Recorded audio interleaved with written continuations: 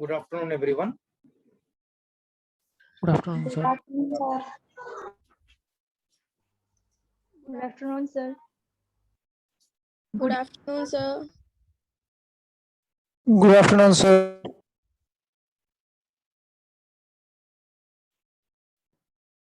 So, जैसे बताया गया था, हम फूरियर सीरीज, फूरियर और लैपलास ट्रांसफॉर्म के जो डाउट्स है वो डिस्कस करेंगे। तो पहले मैं जो कुछ प्रीवियस क्वेश्चंस हैं, जो अच्छे क्वेश्चंस उसमें आपको डाउट हो सकता है, तो वो पहले डिस्कस कर लेता हूँ। फिर जो डीपीपी के आपके डाउट्स है वो मैं डिस्कस कर लूंगा।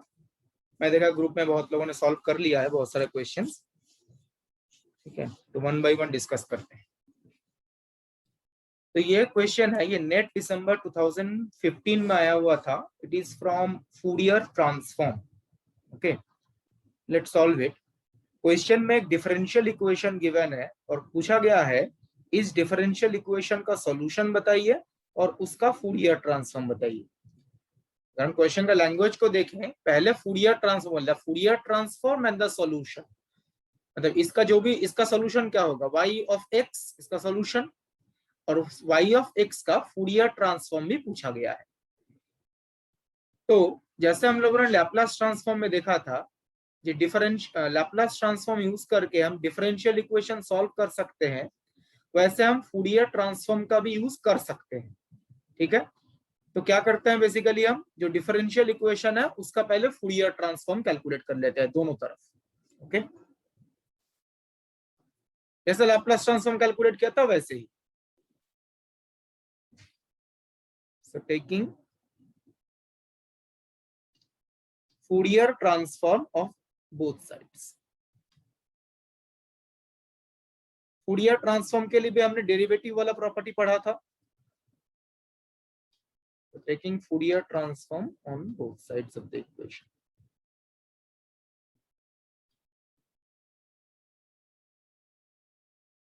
तो फर्स्ट टर्म क्या है, लेफ्ट हैंड साइड में d2y dx2। तो d2y dx2 का फूरियर ट्रांसफॉर्म, और यहाँ पे कौन सा डिफिनेशन गिवन है उसके अकॉर्डिंग प्रॉपर्टी यूज करेंगे। This is definition 2। चार अलग डेफिनेशन पढ़े थे, डेफिनेशन 2 है ये। तो डेफिनेशन 2 के अकॉर्डिंग प्रॉपर्टी यूज करेंगे। तो डेफिनेशन 2 के अकॉर्डिंग सेकेंड ऑर्डर डेरिवेटिव का Fourier transform minus iota k whole square into g of k minus omega square और y का Laplace transform g of k। यहाँ पे थोड़ा सा केयरफुल रहिएगा, जैसे मैंने यहाँ पे g ऑफ k लिखा है, अब g ऑफ ओमेगा भी लिख सकते हैं, बट ओमेगा में इसलिए नहीं भी यूज कर रहा हूँ बिकॉज यहाँ पे जो ओमेगा है वो एक कांस्टेंट है। Please be careful. यहाँ पे जो ओमेगा है ये आपका फ्रीक्वेंसी वाला ओमेगा नहीं है, omega is some positive constant basically. तो हो सकता है अगर आपने यहाँ पे जी ओमेगा यूज किया तो उसको इसका कंफ्यूज कर दे। तो ये ओमेगा जस्ट एक कांस्टेंट है, इज नॉट द फ्रीक्वेंसी। ये क्वेश्चन में मेंशन ही किया गया है, omega is a positive constant basically. Equal to right hand side Dirac delta function का फूरियर ट्रांसफॉर्म क्या होता है, सेकंड डेफिनेशन के अकॉर्डिंग कैलकुलेट कीजिए, e to the power iota k a, second definition के अकॉर्डिंग जो क्वेश्चन में given है। ठीक है, तो यहां से आप काफी आसानी से g ऑफ k कैलकुलेट कर सकते हैं। g ऑफ k क्या है, इस गिवन डिफरेंशियल इक्वेशन का जो सॉल्यूशन है उसका लैप्लास ट्रांसफॉर्म देखिए आ जाएगा 1 upon omega square plus k square, दोनों तरफ माइनस साइन कैंसिल कर जाएगा, into e to the power iota k. Left hand side में g ऑफ k कॉमन लीजिए, कॉमन लेने के बाद you will get this.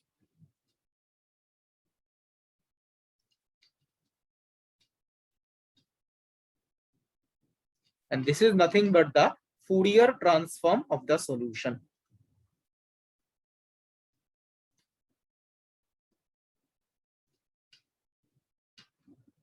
Solution मतलब यहाँ पे हम y ऑफ x की बात कर रहे हैं। वो भी कैलकुलेट करेंगे बिकॉज वो भी पूछा गया है। पहले तो हमने फूरियर ट्रांसफॉर्म कैलकुलेट कर लिया, उसके लिए हमने क्या किया, जो गिवन डिफरेंशियल इक्वेशन है उसके दोनों तरफ हमने फूरियर ट्रांसफॉर्म कैलकुलेट कर लिया। ओके ना, सॉल्यूशन कैसे कैलकुलेट करेंगे, यहां से आपको दो ऑप्शन नहीं हो सकते ये तो पता चल जाएगा। देखिए कौन सा ऑप्शन बिल्कुल नहीं हो सकता, C and D. C and D. C and D में तो फूरियर ट्रांसफॉर्म मैच नहीं कर रहा है। देखिए सी डी में के स्क्वायर माइनस ओमेगा स्क्वायर है, ए या बी में से कुछ होगा। तो ये फूरियर ट्रांसफॉर्म जो हमने कैलकुलेट किया और ये सॉल्यूशन है।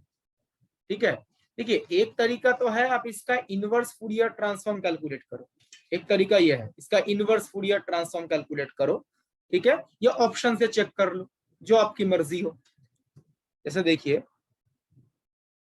मैं आगे प्रोसीड कर रहा हूं, तो बता सकता है ऑप्शन ए में y ये है और ऑप्शन बी में y ये है, किसका फूरियर ट्रांसफॉर्म ये आ सकता है जो g ऑफ के हमने कैलकुलेट किया, ये तो y है ना। तो इसका फूरियर अगर ये सही रिजल्ट है तो इसका फूरियर ट्रांसफॉर्म कैलकुलेट करेंगे तो यही आएगा g of k. Let's check. ठीक है, जो ऑप्शन बी है वो अगर हम चेक करें, सी और डी तो पहले एलिमिनेट हो गया।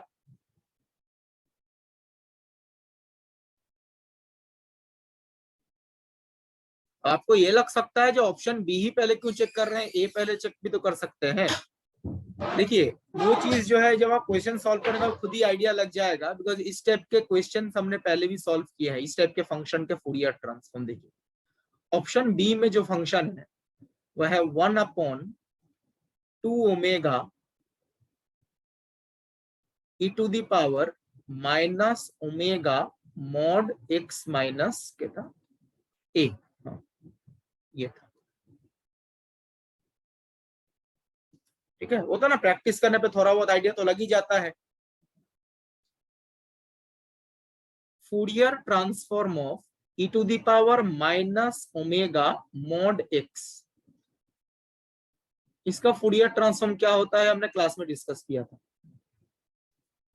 इसका फूरियर ट्रांसफॉर्म होता है 2 ओमेगा, ओमेगा कांस्टेंट है, बाई के square plus omega square.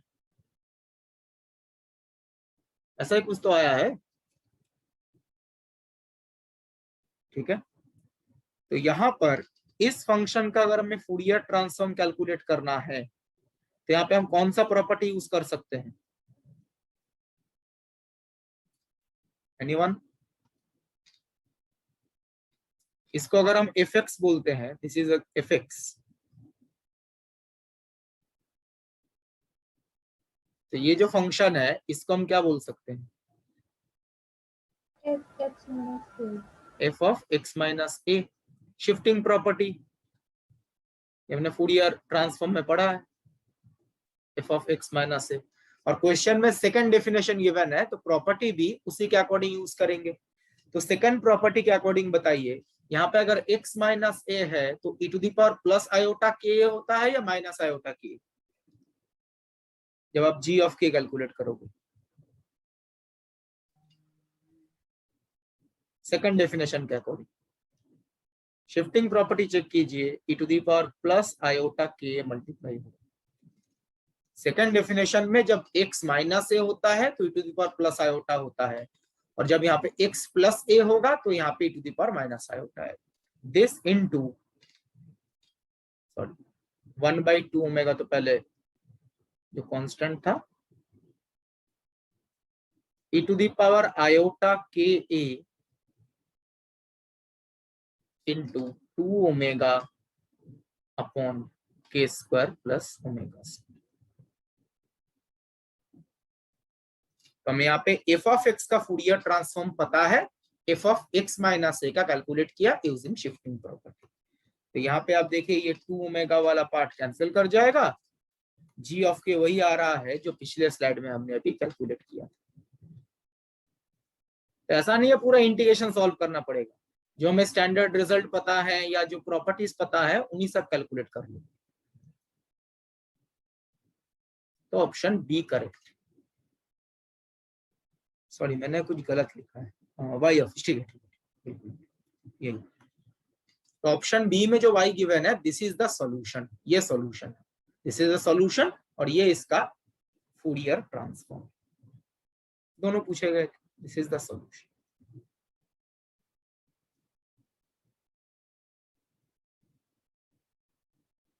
I think clear है एवरीवन। मैं आगे प्रोसीड करूंगा।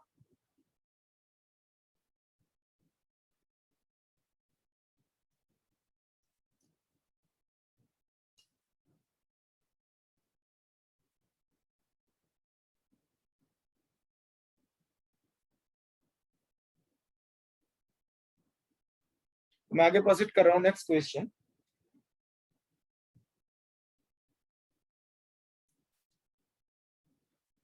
नेक्स्ट ये जस्ट 2016 का क्वेश्चन है, ये भी काफी अच्छा क्वेश्चन है।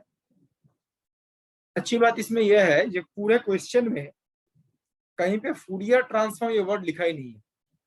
जिन्हें होता है क्वेश्चन पढ़ के समझ में आता है ये फूरियर ट्रांसफॉर्म यूज करना है, इसमें फूरियर ट्रांसफॉर्म जो वर्ड है ये क्वेश्चन में कहीं पे नहीं है। समझेंगे कैसे? देखिए, क्वेश्चन में बोला गया है the output intensity of radiation from a single mode of resonant cavity follows this differential equation. ठीक है, सम सिंगल मोड ऑफ जो सम कैविटी, उसका जो आउटपुट रेडिएशन है वो इस डिफरेंशियल इक्वेशन को फॉलो कर रहा है। जैसे आप लोग आई थिंक लेजर्स में भी पढ़ते हैं ऑप्टिकल कैविटी, उसी टाइप का वही कॉन्सेप्ट है यहाँ पर। Q is the quality factor of the cavity and omega naught is the resonant frequency। तो ये डिफरेंशियल इक्वेशन बेसिकली क्या बताता है, कैविटी का जो आउटपुट है, जो रेजोनेंट कैविटी का आउटपुट है, उस आउटपुट इंटेंसिटी का वेरिएशन टाइम के रेस्पेक्ट में। तो इस इक्वेशन को अगर आप सॉल्व करते हैं, ये बेसिकली एक फर्स्ट ऑर्डर डिफरेंशियल इक्वेशन है, तो इस इक्वेशन को अगर आप सॉल्व करें तो आपको इंटेंसिटी का टाइम वेरिएशन पता चलेगा। तो इसको आप सेपरेशन ऑफ वेरिएबल टेक्निक से काफी आसानी से सॉल्व कर सकते हैं। If you solve this, some constant e to the power minus omega not by q, ये तो कांस्टेंट पार्ट है, इनटू टी।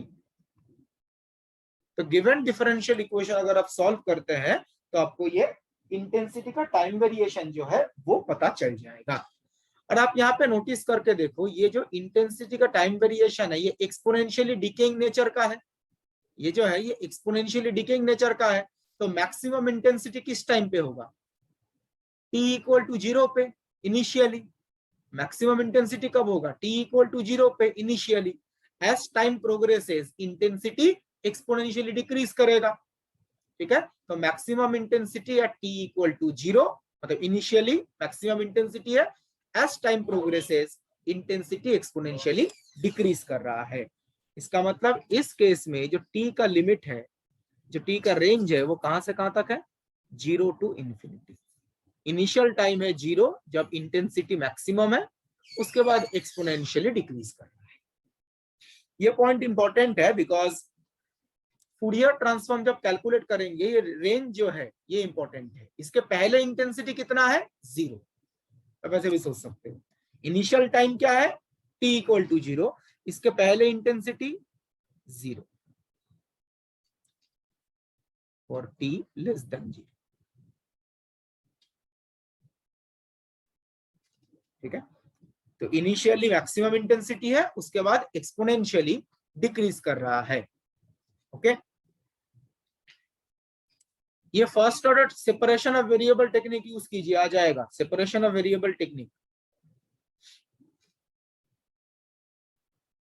अब यहां पर क्वेश्चन में इंटेंसिटी का टाइम वेरिएशन नहीं पूछा गया है, क्या पूछा गया है? The form of the frequency spectrum of the output. जो आउटपुट इंटेंसिटी है उसका फ्रीक्वेंसी स्पेक्ट्रम पूछा गया है। ये डिफरेंशियल इक्वेशन सॉल्व करने पे क्या पता चला? इंटेंसिटी का टाइम वेरिएशन, बट यहाँ पे पूछा क्या गया है? इंटेंसिटी का फ्रीक्वेंसी स्पेक्ट्रम पूछा गया है, टाइम वेरिएशन नहीं पूछा गया है। तो यहां से हमें टाइम वेरिएशन पता चल रहा है, हमें फ्रीक्वेंसी वेरिएशन, मतलब फ्रीक्वेंसी के रेस्पेक्ट में वेरिएशन बताना। तो टाइम डोमेन से फ्रीक्वेंसी डोमेन में कैसे जाते हैं? Using Fourier transform, time domain से फ्रीक्वेंसी डोमेन। लेकिन यहाँ पे हम इंटेंसिटी का तो फूरियर ट्रांसफॉर्म नहीं ले सकते ना। फूरियर ट्रांसफॉर्म के लास्ट क्लास में डिस्कस किया था कि इंटेंसिटी का डायरेक्ट हम फूरियर ट्रांसफॉर्म कैलकुलेट नहीं करते, बिकॉज फूरियर ट्रांसफॉर्म में कॉम्प्लेक्स फंक्शन भी आ सकता है और इंटेंसिटी कभी भी कॉम्प्लेक्स फंक्शन नहीं होता। तो कभी भी हम इंटेंसिटी का फूरियर ट्रांसफॉर्म या प्रोबेबिलिटी डिस्ट्रीब्यूशन का फूरियर ट्रांसफॉर्म नहीं कैलकुलेट करते, because intensity distribution, probability distribution ये रियल फंक्शंस हैं और फूरियर ट्रांसफॉर्म में कॉम्प्लेक्स फंक्शन भी आ सकता है। तो हम क्या करेंगे, पहले इंटेंसिटी से इलेक्ट्रिक फील्ड कैलकुलेट करेंगे, बिकॉज हम इलेक्ट्रिक फील्ड का फूरियर ट्रांसफॉर्म कैलकुलेट करते हैं। तो बताइए, electric field in the time domain, basically जो इंटेंसिटी है वो इलेक्ट्रिक फील्ड के साथ कैसे रिलेटेड है? Is proportional to modulus of electric field square.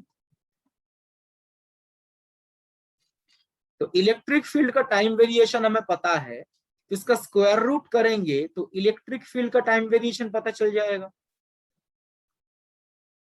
इसका स्क्वायर रूट करेंगे तो सम कांस्टेंट बी, ए का square root some constant b into e to the power minus omega not t upon 2q।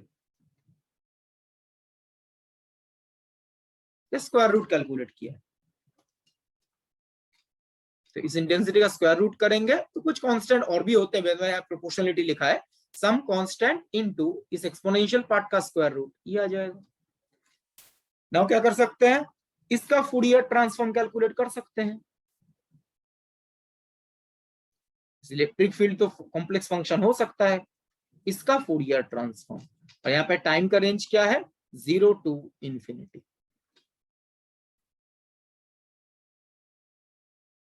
तो इसका अगर आप फूरियर ट्रांसफॉर्म कैलकुलेट करते हैं तो आपको क्या पता चलेगा, electric field in the frequency domain.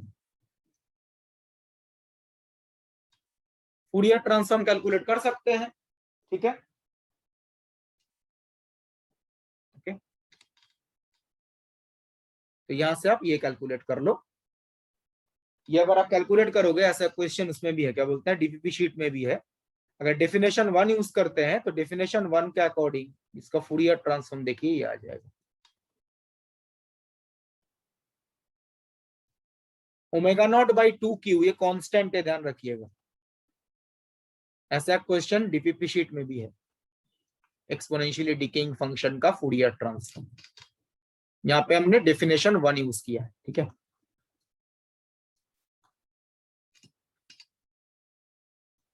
अब डेफिनेशन 2 यूज करके भी क्वेश्चन सॉल्व कर सकते हैं, फाइनल आंसर में कोई फर्क नहीं पड़ेगा। फाइनल आंसर मतलब जो इंटेंसिटी के बारे में पूछा गया है उससे कोई फर्क नहीं पड़ेगा, ठीक है।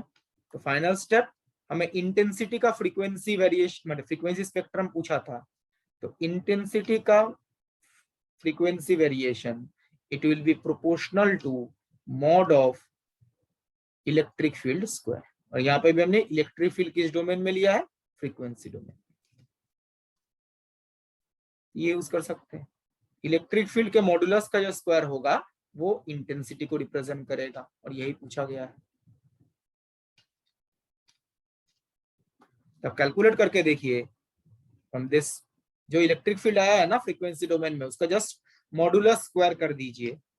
पहले मॉडुलस कैलकुलेट कीजिए, कॉम्प्लेक्स फंक्शन का जैसे कैलकुलेट करते हैं, फिर उसका स्क्वायर, यह आ जाएगा some constant d upon omega square plus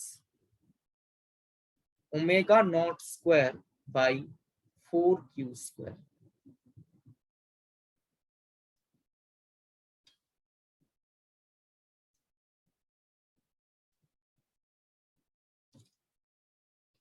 इस पहले मॉडुलस कैलकुलेट कीजिए, फिर स्क्वायर कर दीजिए, ये आ जाएगा। और ये क्या फंक्शन है, फंक्शनल डिपेंडेंसी पूछा गया है, कौन सा फंक्शन है ये, Lorentzian function. Omega is the variable, Lorentzian function, तो सी ऑप्शन इज करेक्ट। तो इंटेंसिटी का डायरेक्ट आप फूरियर ट्रांसफॉर्म कैलकुलेट नहीं कर सकते, बिकॉज अगर मैं इंटेंसिटी डायरेक्ट कैलकुलेट कर लिया तो इंटेंसिटी कॉम्प्लेक्स फंक्शन आ जाएगा, जो गलत है कॉन्सेप्चुअल। तो पहले इलेक्ट्रिक फील्ड कैलकुलेट किया टाइम डोमेन में, फूरियर ट्रांसफॉर्म करेंगे तो electric field in the frequency domain, फिर इसका स्क्वायर करेंगे तो इंटेंसिटी इन फ्रीक्वेंसी डोमेन। मैं आगे प्रोसीड कर रहा हूं।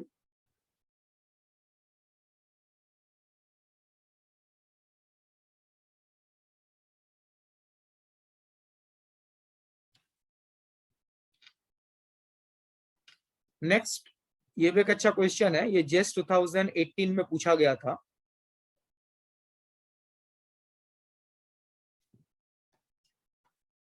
क्वेश्चन में बोला गया है the consider the wave packet is defined like this. जो आप क्वांटम मैकेनिक्स में वेव पैकेट पढ़ते हैं उसी का मैथमेटिकल फॉर्म गिवन है। क्वांटम में देखा होगा, फॉर्मेशन ऑफ वेव पैकेट जब पढ़ा होगा। तो वेव पैकेट बेसिकली क्या होता है?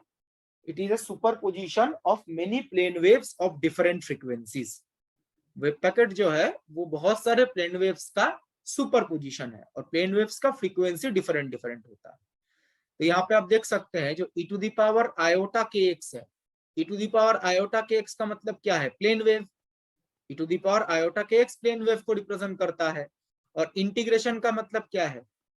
सुपरपोजिशन और समेशन। तो e to the power iota k x plane wave को रिप्रेजेंट करता है, इंटीग्रेशन का मतलब superposition of many plane waves, और इंटीग्रेशन किसके रेस्पेक्ट में है? के रेस्पेक्ट में।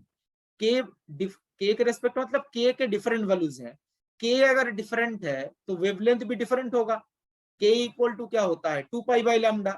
तो के ऊपर इंटीग्रेशन होने का मतलब के डिफरेंट वैल्यूज हैं। के डिफरेंट वैल्यूज का मतलब वेवलेंथ डिफरेंट होगा, और वेवलेंथ अगर डिफरेंट है तो फ्रीक्वेंसी भी डिफरेंट ही होगा।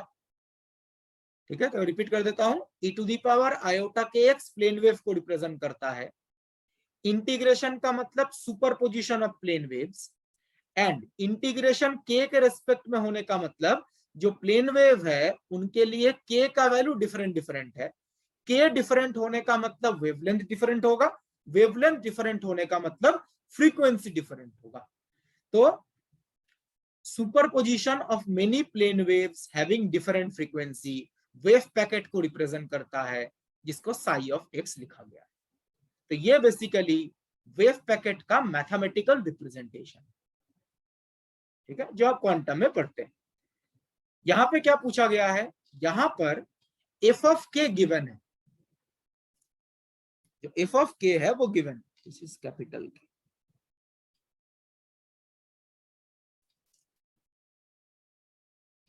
यहाँ पे एफ ऑफ के गिवन है, पूछा गया है साई कैलकुलेट करो। तो एफ ऑफ के गिवन है, साई कैलकुलेट कर रहा है। ये बेसिकली है क्या? Fourier transform, inverse Fourier transform. तो क्वेश्चन में रिलेशन गिवन है, क्या रिप्रेजेंट कर रहा है? Inverse inverse Fourier transform. तो क्वेश्चन में जो रिलेशन गिवन है साई इक्वल टू, ये basically inverse Fourier transform of F of के, जिसको हमने बोला ये वेव पैकेट को रिप्रेजेंट करता है। एफ ऑफ के का इनवर्स फूरियर ट्रांसफॉर्म तो साई ऑफ एक्स आ जाएगा। तो क्वेश्चन में आपको एफ ऑफ के गिवन है, जस्ट आपको साई ऑफ एक्स कैलकुलेट करना है। अब इस क्वेश्चन में दिक्कत यह है, इसके दो ऑप्शंस जो है एग्जैक्टली सेम है। ये ओरिजिनल क्वेश्चन में ही टाइपिंग मिस्टेक था। अब देख सकते हैं option B and option D, ठीक है, दोनों ऑप्शन सेम है और यही करेक्ट आंसर है। ठीक है, तो अगर आप कैलकुलेट करें साई ऑफ एक्स, तो f of k non zero किस इंटरवल में है? देखिए, f of k is some constant a for this interval, mod k is less than equal to capital k by 2। इसका मतलब के का रेंज कहां से कहां तक है? Minus k by 2 plus k by plus k by 2, बिल्कुल सही। तो minus k by 2 to plus k by 2, f of k e to the power iota k x d k. F x के बदले ए कांस्टेंट रिप्लेस कीजिए। ठीक है, ये integration का कुछ करने के बाद मैं डायरेक्ट रिजल्ट लिख रहा हूं, बिकॉज इंटीग्रेशन आप लोग कैलकुलेट कीजिएगा। 2a upon x sine kx/2। Simple integration, function तो कांस्टेंट एफ ऑफ के, तो एफ ऑफ के के बदले क्या रिप्लेस करेंगे, स्मॉल a, जो इंटीग्रेशन के बाहर चला जाएगा, basically e to the power iota kx का इंटीग्रेशन। इसका इंटीग्रेशन करके upper limit lower limit replace कीजिए, साइन आ जाएगा। ठीक है, तो आप यहाँ पे देख सकते हैं ये फॉर्मेट जो है ये कौन से ऑप्शन में मैच कर रहा है जो हमने कैलकुलेट किया है। हम नॉर्मलाइजेशन में नहीं जा रहे हैं अभी, ठीक है, नॉर्मलाइजेशन कंडीशन अप्लाई करना पड़ेगा, फिर इंटीग्रेशन सॉल्व करना पड़ेगा, बिकॉज क्वेश्चन में नॉर्मलाइज साई पूछा गया है। इनमें से कौन सा करेक्ट आंसर है वो समझने के दूसरे तरीके भी है। पहले बताइए ये फॉर्मेट किस में फॉलो कर रहा है। फॉर्मेट मतलब मैं एक्स डिपेंडेंसी की बात कर रहा हूँ, कांस्टेंट वाले पार्ट की। साइन किसमें कौन से ऑप्शन में मैच कर रहा है ये, सी के अलावा सभी में सी को छोड़ के। सी को छोड़कर सभी में मैच कर रहा है, और बी और डी तो सेम ही है बेसिकली, तो ए बी एंड डी ये फॉर्मेट तीनों में प्रेजेंट है, देख सकते हैं। मैं इस फॉर्मेट की बात कर रहा हूं जो एक्स डिपेंडेंसी है, ए बी डी तीनों ऑप्शन में। सी ऑप्शन में सिर्फ कॉस है तो वो आंसर नहीं हो सकता। अब इसमें ए ऑप्शन करेक्ट होगा या बी ऑप्शन करेक्ट होगा, डी तो सेम ही है। ये आपको नॉर्मलाइजेशन करने का जरूरत नहीं है, सिंपल डायमेंशन एनालिसिस से भी आप क्वेश्चन सॉल्व कर सकते हैं।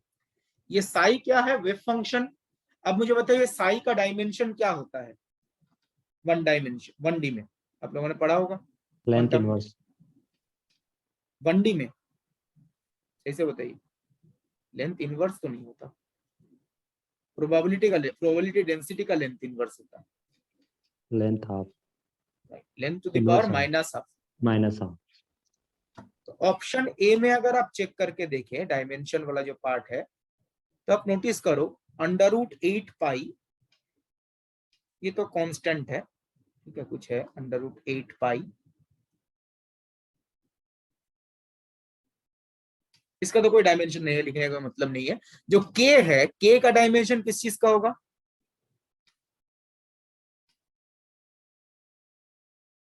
Length inverse. k का डायमेंशन लेंथ इनवर्स ही तो होता है, 2 पाई बाई लैम्डा, ठीक है। और नीचे जो x है, x का डायमेंशन लेंथ का, जो साइन kx/2 है वो तो डायमेंशन लेस क्वांटिटी है, तो k का डायमेंशन क्या है, 1/लेंथ, तो k का बदले 1 लेंथ इनवर्स, और x का डायमेंशन लेंथ का तो लेंथ, और जो साइन kx/2 है वो क्या है, डायमेंशन लेस क्वांटिटी। तो बताइए यहां से क्या डायमेंशन आ रहा है, length to the power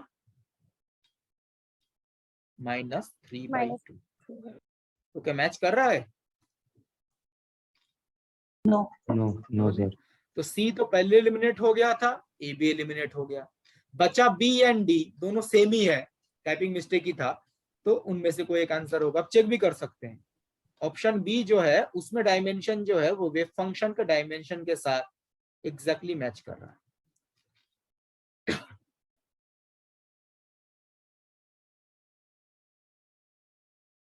option B में क्या है, 2/पाई तो कांस्टेंट है। अब देखिए यहाँ पे आएगा 1/k का डायमेंशन है लेंथ इनवर्स, तो √ लेंथ इनवर्स इंटू 1/x, तो 1/L। तो ये कैलकुलेट करके देखो, ये आएगा लेंथ टू द पावर -1/2।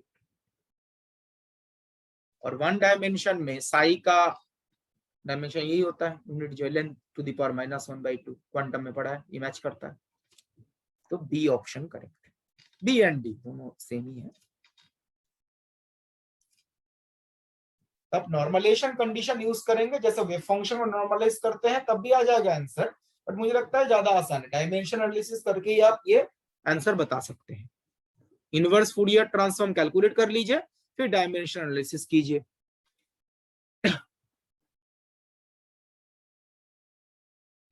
किसी ने क्वेश्चन किया है e⁻i का इंटीग्रेशन वेव पैकेट को रिप्रेजेंट करता है, तो ये f ऑफ k क्या रिप्रेजेंट करता है।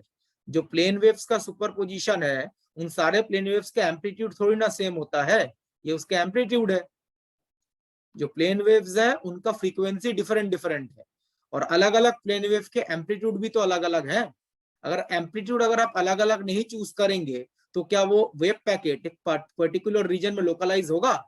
सपोज आपने यहाँ पे कांस्टेंट चूज कर लिया होता, सपोज आपने यहाँ पे कांस्टेंट चूज कर लिया होता, कुछ कांस्टेंट वैल्यू है, तो उस केस में वेब पैकेट का जो शेप है वो एक पर्टिकुलर टाइप का आएगा। तो ये एफ ऑफ के क्या है? प्लेन वेव्स का एम्पलीट्यूड, और ये एफ ऑफ के डिसाइड करेगा इस वेव पैकेट का शेप क्या होगा। जैसे web packet square web packet भी हो सकता है, गाउशियन वेब पैकेट भी हो सकता है, वेब पैकेट के शेप डिफरेंट डिफरेंट हो सकते हैं। तो वेव पैकेट का शेप क्या होगा वो एफ ऑफ के टर्म डिसाइड करेगा। और एफ ऑफ के क्या है? प्लेन वेव का एम्पलीट्यूड, जिन प्लेन वेव्स का आप सुपरपोजिशन ले रहे हैं उनका एम्पलीट्यूड। ये एम्पलीट्यूड के अकॉर्डिंग वेव पैकेट का शेप भी चेंज हो जाएगा। ठीक है, आप लोग आई थिंक जेटली बुक पढ़ते हैं, उसमें एक दो एग्जांपल भी गिवन है। गाउशियन वेव पैकेट के लिए एफ ऑफ के डिफरेंट होता है, स्क्वायर वेव पैकेट के लिए एफ ऑफ के डिफरेंट होता है। तो ये क्वांटिटी प्लेन वेव का एम्पलीट्यूड है जो वेव पैकेट का शेप डिसाइड करेगा। तो मैं आगे प्रोसीड कर रहा हूं।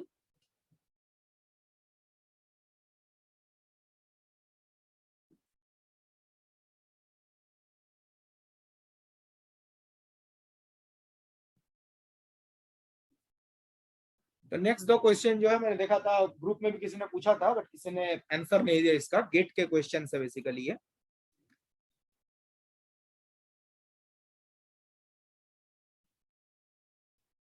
क्वेश्चन में फूरियर ट्रांसफॉर्म का डेफिनेशन गिवन है, और अगर आप देखें ये बेसिकली कौन सा डेफिनेशन है? ये फर्स्ट है, थर्ड है, 1/√2π थर्ड डेफिनेशन, मतलब कांस्टेंट पार्ट का डिफरेंस। ये अगर ये फर्स्ट डेफिनेशन भी होता ना, इसके आंसर सेम ही होता। ठीक है, तो डेफिनेशन 3 गिवन है। तो Fourier transform of F x is this. ये कैपिटल एफ जो है ये बेसिकली है क्या? कैपिटल एफ है फूरियर ट्रांसफॉर्म ऑपरेटर। ये कैपिटल एफ का मतलब है फूरियर ट्रांसफॉर्म ऑपरेटर जो एफ एक्स के ऊपर ऑपरेट हो रहा है, और हमें जी ऑफ के मिलेगा। लैपलास ट्रांसफॉर्म में कैपिटल एफ के बदले एल होता है, तो ये फूरियर ट्रांसफॉर्म ऑपरेटर। तो बोला गया है F square of F x क्या है? मतलब एफ एक्स के ऊपर ये फूरियर ट्रांसफॉर्म ऑपरेटर अगर 2 बार ऑपरेट करे तो क्या रिजल्ट देगा? एक बार ऑपरेट करे तो जी ऑफ के आता है, 2 बार ऑपरेट करेंगे तो क्या आएगा, ये पूछा गया है। देखिए, तो F square acting on F of x,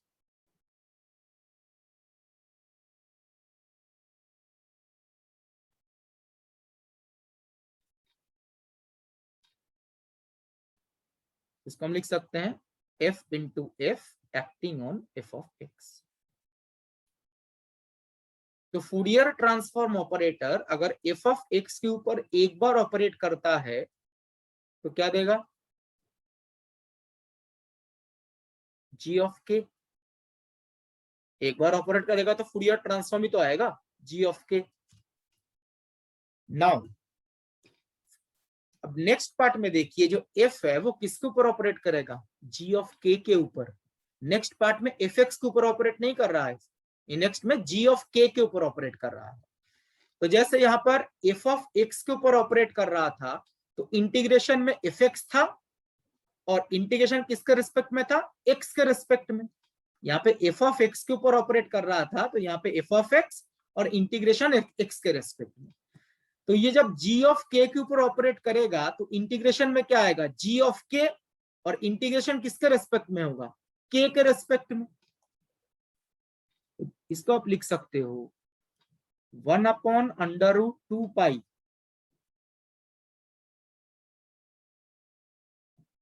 integration -∞ to +∞। g of k के ऊपर ऑपरेट कर रहा है तो इंटीग्रेशन में g ऑफ k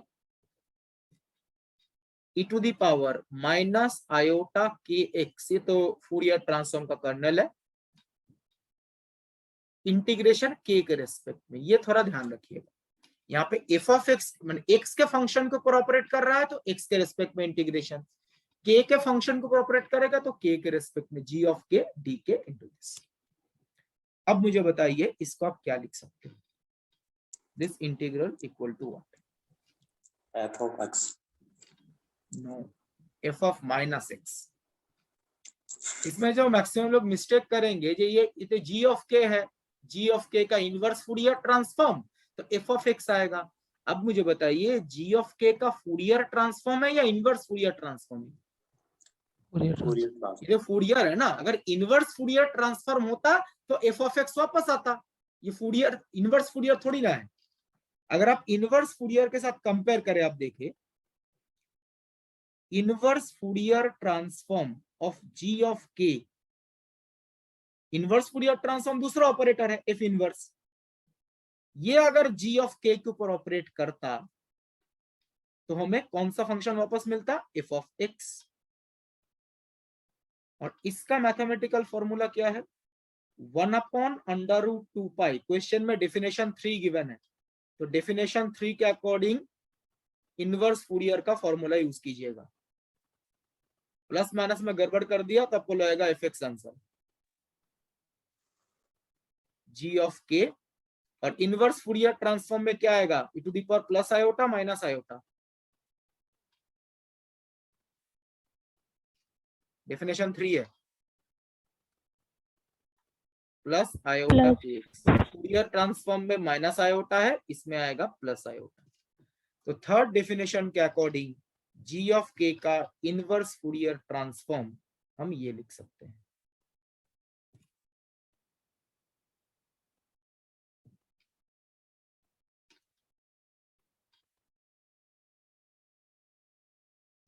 ठीक है, अब जस्ट चेक करके देखो, यहाँ पे जो इंटीग्रल है, यहाँ पे जो इंटीग्रल है और यहाँ पे जो इंटीग्रल है, इसमें डिफरेंस क्या है? एग्जैक्टली सेम तो नहीं है। एक्सपोनेंशियल एक्सपोनेंशियल माइनस है, यहाँ प्लस है।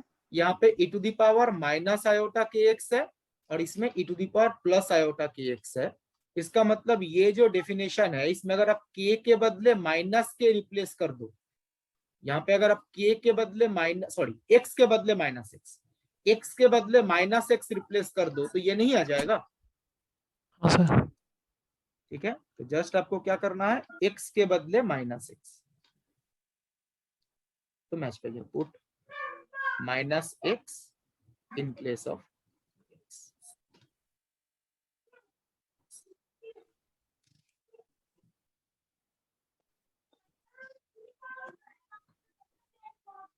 तो यहां पर ये इंटीग्रल अगर f ऑफ x को रिप्रेजेंट करता है तो ये इंटीग्रल किसको रिप्रेजेंट करेगा?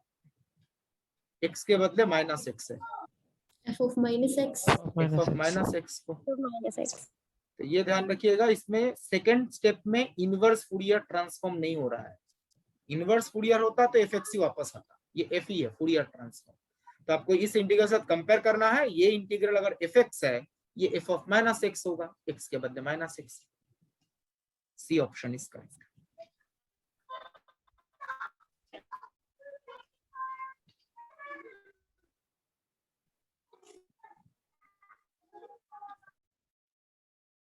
ठीक है, तो मैं आगे प्रोसीड कर रहा हूं। सर एक बार रिपीट कर दो। कौन सा पॉइंट? यही वाला क्वेश्चन कंफ्यूजिंग सा हो गया थोड़ा। एफ ऑफ एक्स के ऊपर अगर आप एफ दो बार अप्लाई करेंगे, पहली बार अप्लाई करेंगे तो एफ ऑफ एक्स का f Fourier transform g of k आएगा, फिर जी ऑफ के का फूरियर ट्रांसफॉर्म। तो एफ ऑफ एक्स का फूरियर ट्रांसफॉर्म अगर आप ये लिखते हो, जी ऑफ के का फूरियर ट्रांसफॉर्म आप ये लिख पाएंगे। जैसे यहाँ पे एफ ऑफ एक्स के ऊपर ऑपरेट कर रहा है तो इंटीग्रेशन में एफ एक्स है और इंटीग्रेशन एक्स के रेस्पेक्ट में है। यहाँ पे जी ऑफ के ऊपर ऑपरेट कर रहा है तो इंटीग्रेशन में क्या आएगा, जी ऑफ के, और ये के का फंक्शन है तो इंटीग्रेशन के रेस्पेक्ट में है। अब ये इनवर्स फूरियर ट्रांसफॉर्म नहीं है, बिकॉज जो डेफिनेशन क्वेश्चन में गिवन है ये फूरियर ट्रांसफॉर्म का डेफिनेशन है, डेफिनेशन 3। तो डेफिनेशन 3 के अकॉर्डिंग इनवर्स फूरियर ट्रांसफॉर्म को आप ऐसे लिखते हैं। तो डेफिनेशन 3 के अकॉर्डिंग इनवर्स फूरियर ट्रांसफॉर्म को आप ये लिख सकते हो।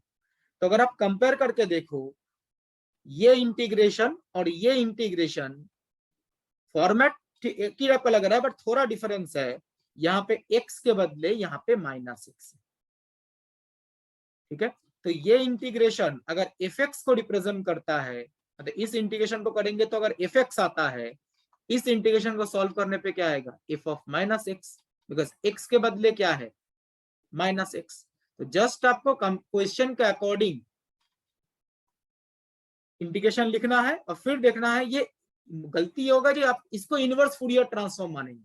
ये इनवर्स फूरियर ट्रांसफॉर्म कैसे हो सकता है, अगर फूरियर ट्रांसफॉर्म में e to the power minus iota है तो इनवर्स फूरियर ट्रांसफॉर्म में e to the power plus iota आना चाहिए। तो this is inverse Fourier transform, जो हमें क्या देगा, f ऑफ x देगा। तो ये इंटीग्रेशन अगर f ऑफ x देता है, ये इंटीग्रेशन f ऑफ -x देगा। बस यहाँ पे जो x है, x के बदले यहाँ पे -x है, कंपेयर किया हमने, ठीक है। तो सी ऑप्शन करेक्ट। मैं आगे प्रोसीड कर रहा हूं।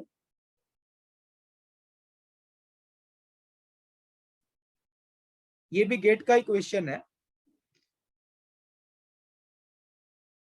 क्वेश्चन में एक फंक्शन गिवन है, इसके फूरियर ट्रांसफॉर्म में एक कोएफिशिएंट पूछा गया है।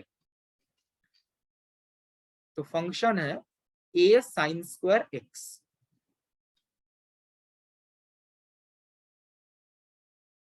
sin square ax। इस फंक्शन का फूरियर ट्रांसफॉर्म, उसमें e to the power iota kx का कोएफिशिएंट, ठीक है। अब इसमें थोड़ा कंफ्यूजन इसलिए होगा जब आपको लगेगा कि फूरियर ट्रांसफॉर्म अगर आप कैलकुलेट कर देते हैं तो x का डिपेंडेंसी चला जाएगा। ये फंक्शन जो है वो x पे डिपेंड करता है। इसका अगर आप फूरियर ट्रांसफॉर्म कैलकुलेट कर देते हैं तो उसमें x का डिपेंडेंसी थोड़ा रहेगा, सिर्फ k का डिपेंडेंसी होगा। तो क्यों पूछा गया है e to the power iota kx का कोएफिशिएंट बताइए। इसका मतलब यह है इस फंक्शन के अंदर e to the power iota kx जो टर्म आएगा उसके फूरियर ट्रांसफॉर्म का कोएफिशिएंट बताइए।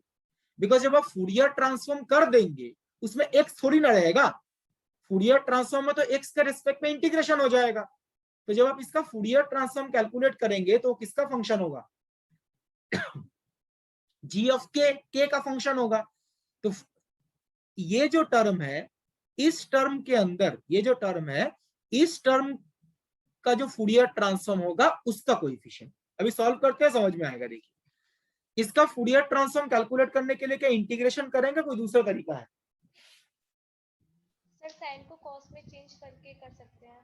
बिल्कुल, साइन स्क्वायर थीटा उसको आप लिख सकते हो, it is a sine square theta को आप लिख पाएंगे 1/2 1 माइनस cos 2 थीटा।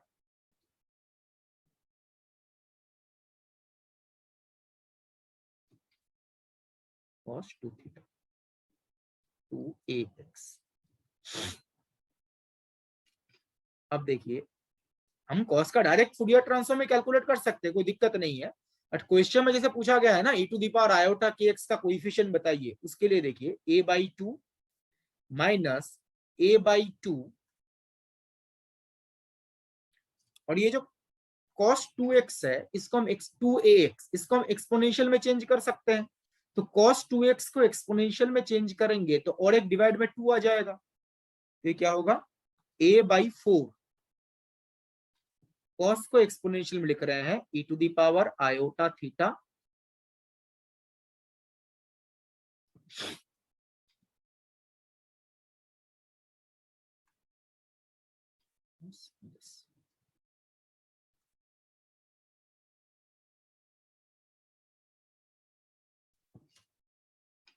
तो जस्ट हमने स्टेप में क्या किया, cos 2x को एक्सपोनेंशियल में चेंज कर दिया।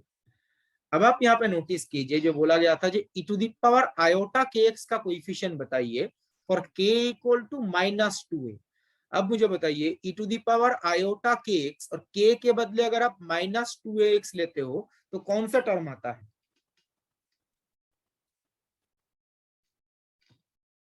So -a/4 -a/4 आंसर बिल्कुल है। उसका फूरियर ट्रांसफॉर्म करेंगे तो कोएफिशिएंट वही रहेगा। अब चेक करके देखो, this is e to the power iota kx for k equal to -2।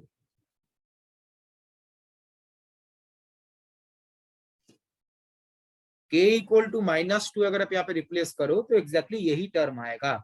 और क्वेश्चन में बेसिकली एक चीज ध्यान रखिएगा, फूरियर ट्रांसफॉर्म में पूछा गया है। इस क्वेश्चन में अगर आपने इसी का कोएफिशिएंट ले लिया तब भी आंसर मैच कर जाएगा। ठीक है जी, अगर आपने इसी का कोएफिशिएंट ले लिया तो -a/4 यही आ जाएगा answer, -a/4 correct answer. But question में एक्चुअली जो पूछा गया है, इस फंक्शन का जो फूरियर ट्रांसफॉर्म कैलकुलेट करेंगे तो इस पार्ट का भी फूरियर ट्रांसफॉर्म कैलकुलेट करेंगे। इस पार्ट का जब फूरियर ट्रांसफॉर्म कैलकुलेट करेंगे उसमें जो कोएफिशिएंट आएगा उसका कोएफिशिएंट बताइए, ये क्वेश्चन। ठीक है, तो अगर आप इसका फूरियर ट्रांसफॉर्म कैलकुलेट करते हैं, e to the power iota का फूरियर ट्रांसफॉर्म बताया गया था। सही है, g ऑफ k क्या होगा, पहला टर्म a/2, आंसर में ऐसा चेंज नहीं होगा कोई। ठीक है, आपको खुद ही समझ में आ जाएगा। a/2 का क्या होगा, a/2 तो कांस्टेंट है। 1 का फूरियर ट्रांसफॉर्म क्या होता है, a/2 into 1,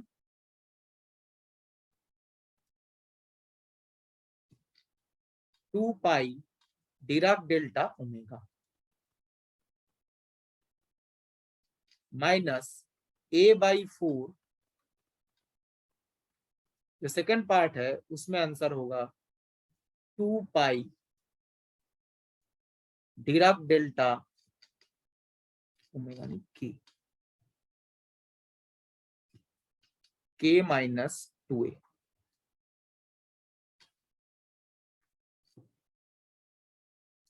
and third part -a/4 Fourier transform में आएगा 2 pi Dirac delta k + 2a। तो गिवन फंक्शन का जो फूरियर ट्रांसफॉर्म है उसमें बेसिकली 3 डिराक डेल्टा फंक्शंस हैं। इसमें बेसिकली 3 डिराक डेल्टा फंक्शंस हैं। ठीक है, तो 3 डिराक डेल्टा फंक्शन मतलब 3 पीक्स होंगे। उनमें आप देखिए ये जो थर्ड डिराक डेल्टा फंक्शन है इसका पीक कहां पे है, -2a,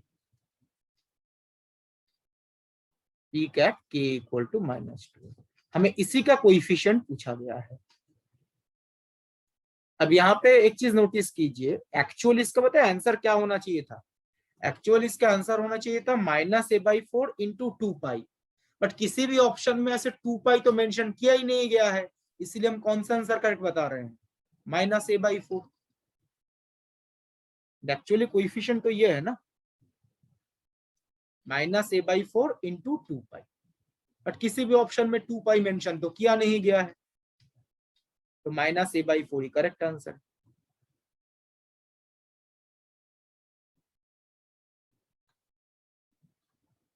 इसलिए सिंस 2 पाई ऑप्शन में मेंशन नहीं किया गया है तो Fourier transform without calculating Fourier transform अगर यहीं से भी कोएफिशिएंट बता देते हो तो करेक्ट आंसर ही होगा।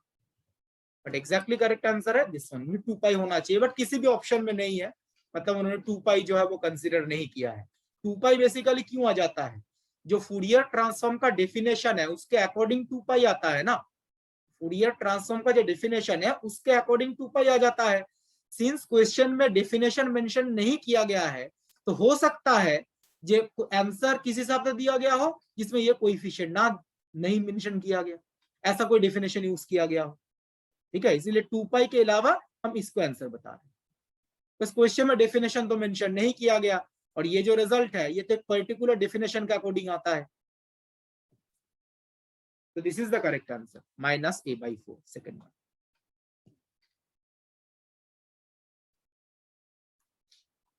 Clear everyone? ठीक है, तो मैं आगे प्रोसीड कर रहा हूं।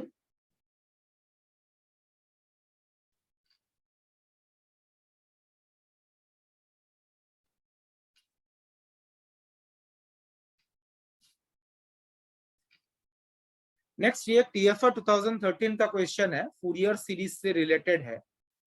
क्वेश्चन में एक फंक्शन का ग्राफ गिवन है लाइक दिस, -1 to +1 इंटरवल में गिवन है, और एक स्टूडेंट को बोला गया इस फंक्शन का मैथमेटिकल एक्सप्रेशन क्या हो सकता है वो लिखने को बोला गया। इस ग्राफ को देख के मैथमेटिकल एक्सप्रेशन, तो स्टूडेंट ने फंक्शन को ऐसे अप्रोक्सीमेट कर दिया। स्टूडेंट ने ऐसा f(x = ये 3 टर्म लिख दिए।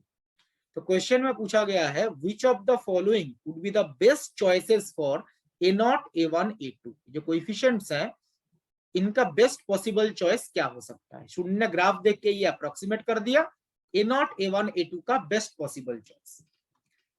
अब देखिए इस क्वेश्चन में आप फूरियर सीरीज के जो प्रॉपर्टीज हमने डिस्कस किए थे कैसे यूज कर सकते हैं।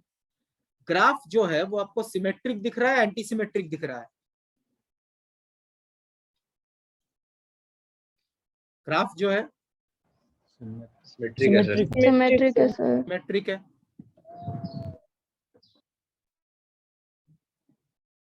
तो ग्राफ सिमेट्रिक होने का मतलब ये इवन फंक्शन है।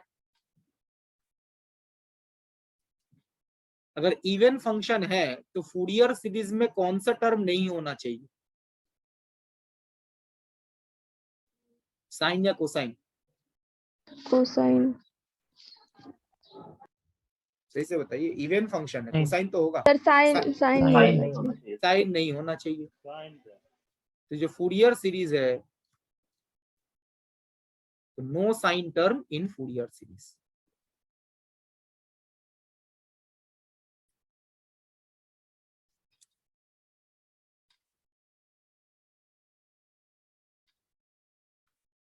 तो कोई भी साइन टर्म अगर नहीं है तो इसका मतलब साइन का जो कोएफिशिएंट होगा वो 0 होगा।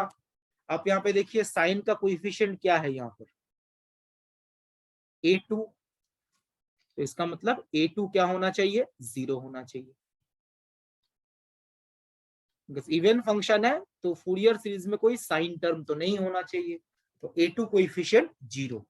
तो a2 कोएफिशिएंट 0 है तो C ऑप्शन और D ऑप्शन तो नहीं हो सकता। C और D ऑप्शन में a2 कोएफिशिएंट को नॉन जीरो बताया गया है। A या B में से कुछ होगा। इन दोनों में देखिए a2 0, a2 0। अब बाकी a0 और a1 का वैल्यू क्या होगा आप नोटिस करो। Look at the diagram. x = 0 पे फंक्शन का वैल्यू कितना है? x = 0 पे 0 ओरिजिन के थ्रू पास कर रहा है ना। तो x = 0 पे फंक्शन का वैल्यू 0 है। ये कंडीशन अप्लाई करते हैं। साइन वाला पार्ट ऑलरेडी 0 बन चुका है, ये पार्ट तो ऑलरेडी 0 बन चुका है, इसमें अप्लाई करते हैं। अगर आप यहाँ पे x के बदले 0 रिप्लेस करो इस एक्सप्रेशन में तो क्या आ जाएगा, a0 + a1 = 0। अब बताइए कौन सा ऑप्शन इस कंडीशन को सेटिस्फाई कर रहा है? बी। सेकेंड ऑप्शन में जो a0 और a1 गिवन है वो इस कंडीशन को सेटिस्फाई कर रहा है। a2 जो 0 था ये दो ऑप्शन में सेटिस्फाई कर रहा था, a b। a2 0 दो ऑप्शंस में थे, बट ये जो कंडीशन है a0 + a1 0 होना चाहिए, इन दोनों का सम इसे b में सेटिस्फाई कर रहा है। देखिए 2/3 - 2/3 सम करेंगे 0, इसमें सेटिस्फाई नहीं कर रहा है। 1 - 3 सम करेंगे 0 थोड़ी ना आएगा। तो A option not correct, B option is correct. इसमें कुछ कैलकुलेशन करने का जरूरत, मतलब कोई Fourier series Fourier coefficient calculate करने का जरूरत ही नहीं है। जस्ट हम यहाँ पे पहले हमने इवन फंक्शन का प्रॉपर्टी यूज किया, वहां से a2 0 पता चल गया, फिर x = 0 पे फंक्शन का वैल्यू 0 है, ये कंडीशन अप्लाई करके बी ऑप्शन पता चल गया। क्लियर है? मैं आगे प्रोसीड कर रहा हूं।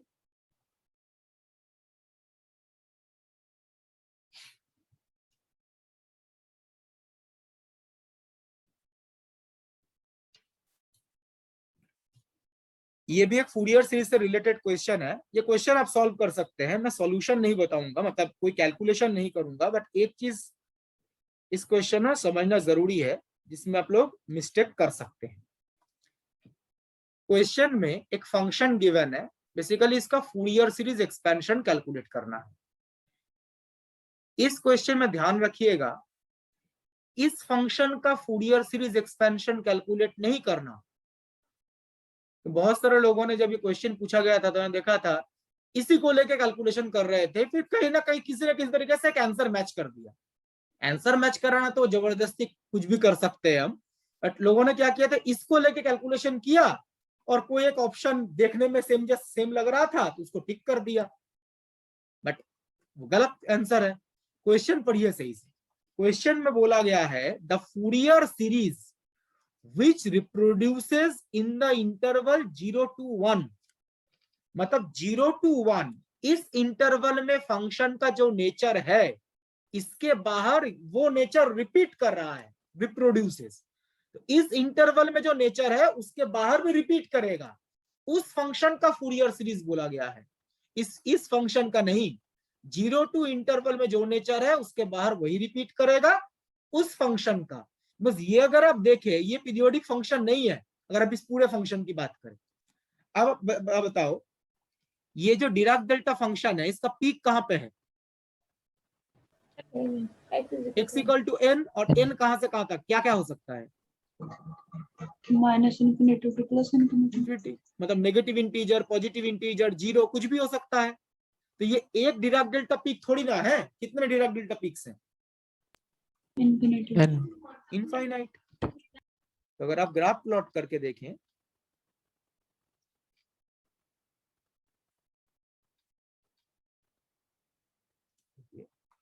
x इक्वल टू 0 पे पीक आएगा,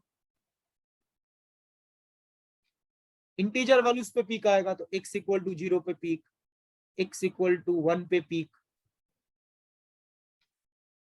x इक्वल टू 2।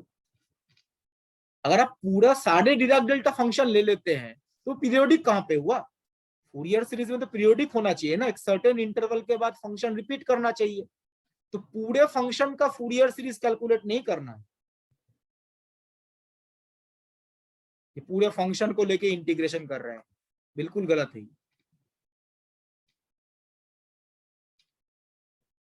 तो इंटीजर वैल्यूज पे डिराक डेल्टा पीक, तो ये डिराक डेल्टा फंक्शंस का कॉम्बिनेशन है। कितने डिराक डेल्टा फंक्शंस का? Infinite number of Dirac delta function का। अब फूरियर सीरीज में हम क्या करते हैं, हम चेक करते हैं द शॉर्टेस्ट इंटरवल जिसके बाहर फंक्शन खुद को रिपीट कर रहा है।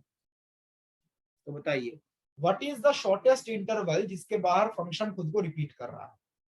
ऑल द क्वेश्चन में मेंशन किया गया है -1 से 1, ये तो शॉर्टेस्ट नहीं, 0, ये तो क्वेश्चन एक तो क्वेश्चन में मेंशन कर दिया 0 to 1, -1 to 0 भी होगा ना? -1 to 0 भी हो सकता है।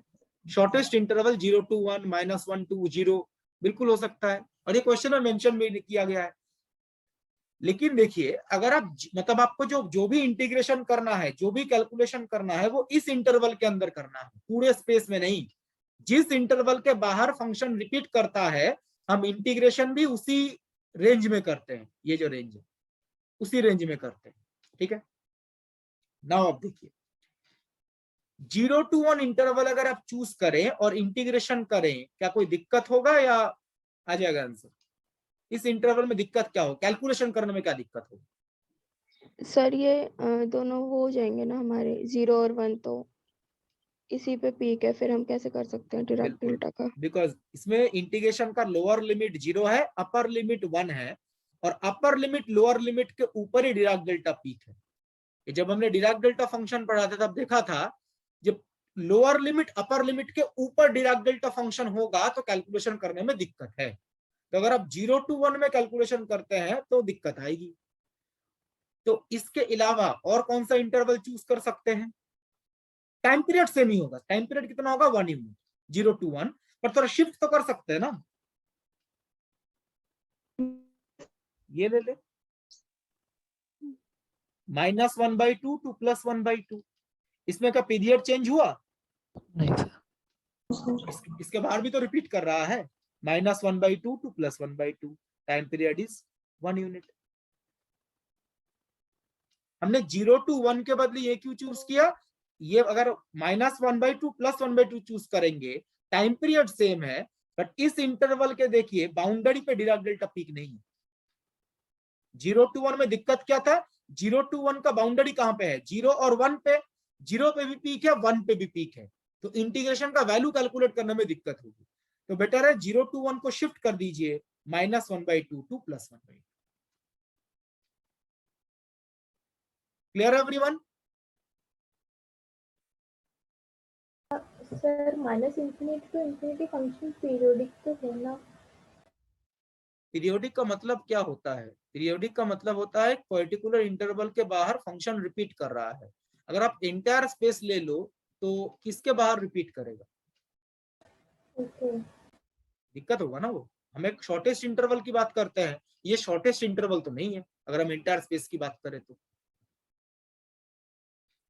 ठीक है, तो -1/2 to +1/2 इस इंटरवल में फंक्शन का मैथमेटिकल एक्सप्रेशन क्या होगा, और इसी में इंटीग्रेशन करना है, बाकी का जरूरत ही नहीं है हमें, उसके बाद तो रिपीट कर रहा है। एनीवन?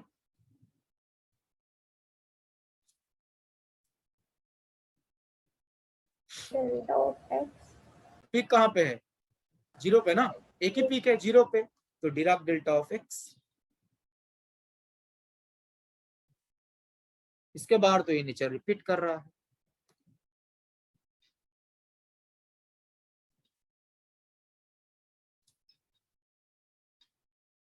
तो इस फंक्शन को लेके आप कैलकुलेशन कर सकते हैं और आपको फूरियर सीरीज एक्सपेंशन पता चल जाएगा। Calculate Fourier series. Important part ये है कैलकुलेशन में इस पूरे फंक्शन का यूज, सॉरी मैं दूसरा नोटेशन यूज करता हूं, g of x, f of x तो क्वेश्चन में तो वही है।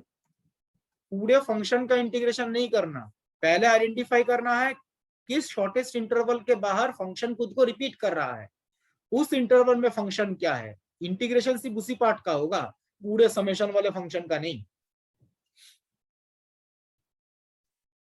ठीक है, इसमें कौन सा आंसर बिल्कुल नहीं हो सकता, कोई बता सकता है? बिल्कुल नहीं हो सकता ये डी ऑप्शन।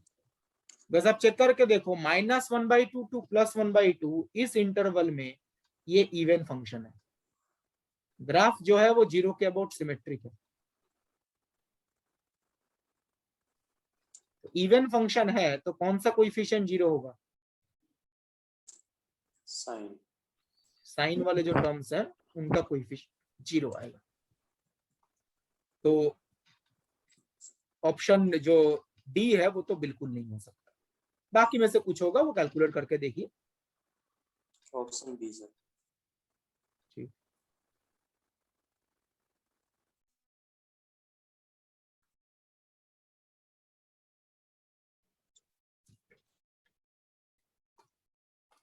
तो मैं आगे प्रोसीड कर रहा हूँ, कैलकुलेशन कर लीजिएगा। बी ऑप्शन करेक्ट है। सर क्या एक बार फिर से थोड़ा समझा सकते हैं, जो like for -half and half, फिर से थोड़ा आप यहाँ पे बताओ -हाफ टू +हाफ के बाहर फंक्शन क्या रिपीट नहीं कर रहा है खुद को? मैं सिर्फ यहाँ पे ये चेक कर रहा हूँ। -हाफ क्वेश्चन में 0 to 1 था, 0 to 1 चूज ना करके हमने -हाफ टू +हाफ क्यों चूज किया? अगर आप 0 to 1 चूज करेंगे तो डिराक डेल्टा पीक बाउंड्री पे आ जाएगा, और डिराक डेल्टा पीक अगर बाउंड्री पे आता है तो इंटीग्रेशन कैलकुलेट करने में दिक्कत होगा। तो हमने क्या किया, इस इंटरवल को थोड़ा लेफ्ट में शिफ्ट कर लिया। 0 to 1 था, इसको -1/2 शिफ्ट कर लिया हमने, थोड़ा सा टाइम पीरियड सेम रखा बट शिफ्ट कर लिया थोड़ा। इससे फायदा क्या है देखिए, -1/2 to +1/2 इस इंटरवल में फंक्शन का नेचर क्या है? एक डिराक डेल्टा पीक ही तो है, और डिराक डेल्टा पीक किस पॉइंट पे है? 0। तो फंक्शन को ये लिख दिया, और इसको लेके कैलकुलेशन करेंगे a0 an का, bn तो 0 पता चल गया। ठीक है, समझ में। तो शॉर्टेस्ट इंटरवल चूज करना है जिसके बाहर रिपीट करना चाहिए। Thank you. मैं आगे प्रोसीड कर रहा हूं।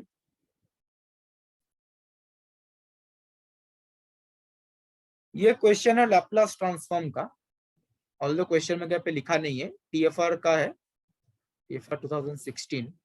लैप्लास ट्रांसफॉर्म से रिलेटेड। लैप्लास ट्रांसफॉर्म के लास्ट क्लास में हमने देखा था कि लैप्लास ट्रांसफॉर्मेशन का यूज करके हम इंटीग्रल का वैल्यू कैलकुलेट कर सकते हैं, जैसे 0 टू इंफिनिटी, इस टाइप के इंटीग्रल का वैल्यू कैलकुलेट कर सकते हैं ना। आप देखिए ये जो इंटीग्रल है 0 टू इंफिनिटी e⁻x बाई √3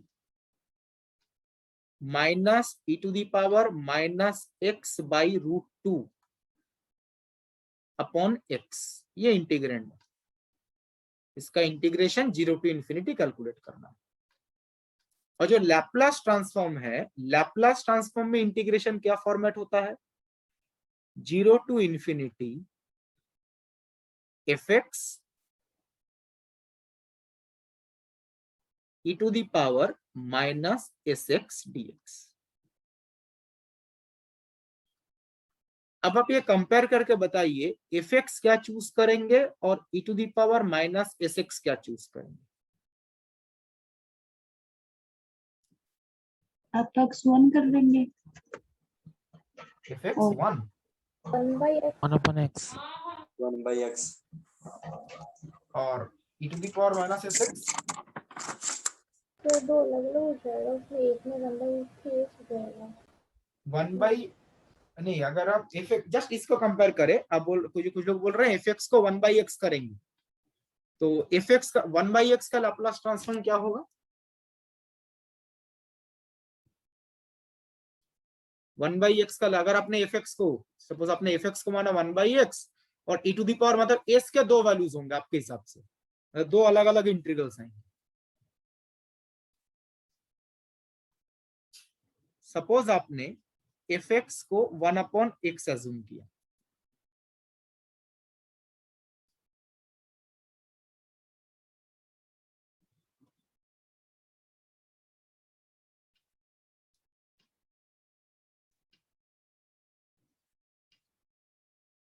तो आप बताइए इसका लैप्लास ट्रांसफॉर्म कैसे कैलकुलेट कर सकते हैं, anyone?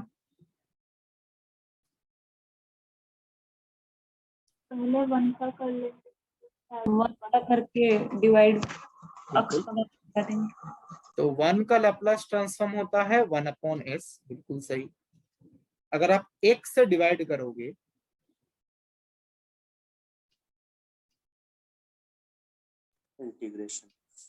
Integration of 1 upon s, और लिमिट क्या होता है 1 अपॉन s टू इंफिनिटी, तो 1 upon u du s to infinity. अब बताइए इंटीग्रेशन का वैल्यू कितना आ रहा है,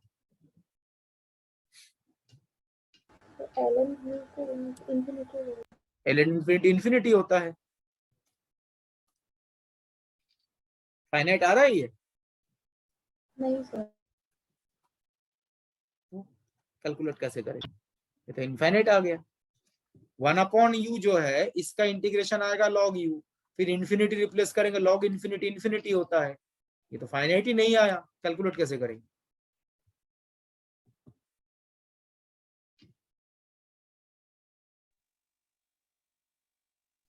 समझ में एवरीवन, क्या दिक्कत बताइए, क्या बोल रहे हैं?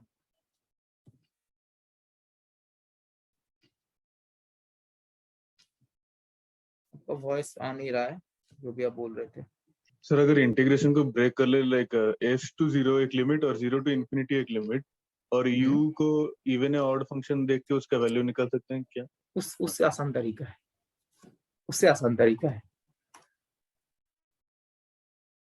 थोड़ा fx को चेंज कर देना। आप लोग क्या कर, आप देखो अगर आप 1 बाई x को fx मान के चलते हैं तो यहाँ पे तो दो अलग अलग इंटीग्रेशन करने पड़ेंगे ना यहाँ पर, बस s का वैल्यू फिक्स थोड़ी ना है। इस वाले पार्ट में s का वैल्यू कितना है 1 upon √3 और इसमें s का वैल्यू कितना है 1 1 बाई upon √2। √2 तो अगर आप fx को 1 बाई x मानते हैं तो एक पार्ट में s का वैल्यू अलग आएगा, दूसरे पार्ट में अलग आएगा, और ये दिक्कत तो एक है ही। ठीक है, आप जो बोलो 0 टू 0 कुछ मान के वो चेंज करना, उससे ज्यादा आसान तरीका है। अगर हम पूरे को ही fx मान के चले, अगर हम इस पूरे फंक्शन को ही fx मान के चलते हैं तो s का वैल्यू क्या लिख सकते हैं, s का value f of u du S0 ले लेंगे। हाँ सर। तो अगर आप एज्यूम करें जो पूरे फंक्शन को ही हम fx मान ले जो इंटीग्रेंड है, तो assume e to the power minus x by root three minus e to the power minus x by root two upon x, यही fx है कंपेयर करके, दिस इज fx। तो s का वैल्यू कितना होगा 0। ऑलवेज ध्यान रखिएगा जब ऐसे इंटीग्रेशन वाले क्वेश्चन को ना लैप्लास ट्रांसफॉर्म से सॉल्व करेंगे तो s का एक पर्टिकुलर वैल्यू लीजिएगा। अगर आपने fx को 1/x लिया होता तो एक पार्ट में s का वैल्यू होता 1/√3, एक में होता 1/√2। इससे चीजें आसान नहीं होंगी। पूरे इंटीग्रेशन में s का एक पर्टिकुलर वैल्यू चूज कीजिएगा। अगर आपको ध्यान है लास्ट क्लास में बताया गया था लैप्लास ट्रांसफॉर्म से जब आप इस इंटीग्रेशन का वैल्यू कैलकुलेट करते हैं तो s का एक ही पर्टिकुलर वैल्यू रिप्लेस किया जाता है। तो ट्राई कीजिएगा फंक्शन ऐसे चूज करें जिसमें s का एक पर्टिकुलर वैल्यू रिप्लेस करना पड़े, ना कि दो अलग अलग। अगर आपने ये fx चूज किया होता तो एक में s अलग है एक में s अलग है, तो उसमें भी दिक्कत है। तो s का एक पर्टिकुलर वैल्यू, तो हम क्या करेंगे इस फंक्शन का लैप्लास ट्रांसफॉर्म कैलकुलेट करते हैं, फिर s के बदले 0 रिप्लेस कर देंगे।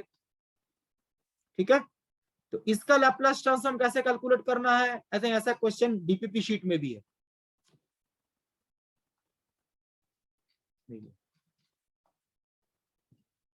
Laplace transform of e to the power minus x by root three. s का एक सिंगल वैल्यू चूज कीजिएगा, s का दो अलग वैल्यू चूज करने पे बहुत ज्यादा फायदा नहीं होगा, चीजें अननेसेसरी कॉम्प्लिकेटेड होंगी। इस फंक्शन का लैप्लास ट्रांसफॉर्म क्या लिख सकते हैं, एनीवन?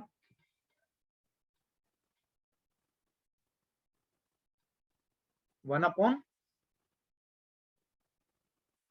s प्लस 1/√3, एक्सपोनेंशियल का तो बताया गया था, minus second part 1 upon s plus 1/√2। Suppose this is g of s।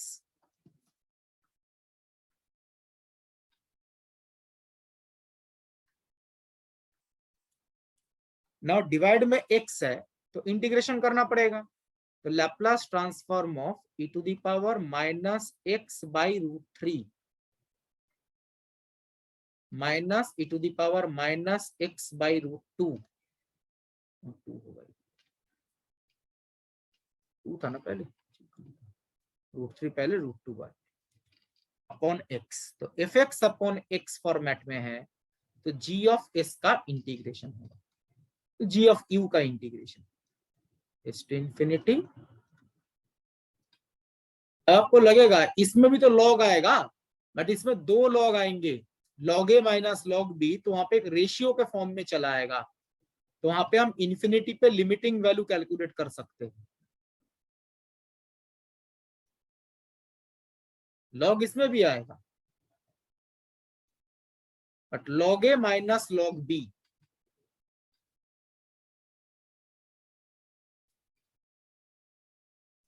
Sorry ये u है, g ऑफ u है ना, g of u dt।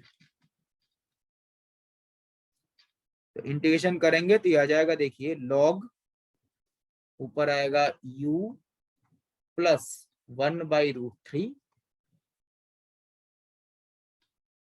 By u plus 1/√3 √2। Limit है s टू इंफिनिटी,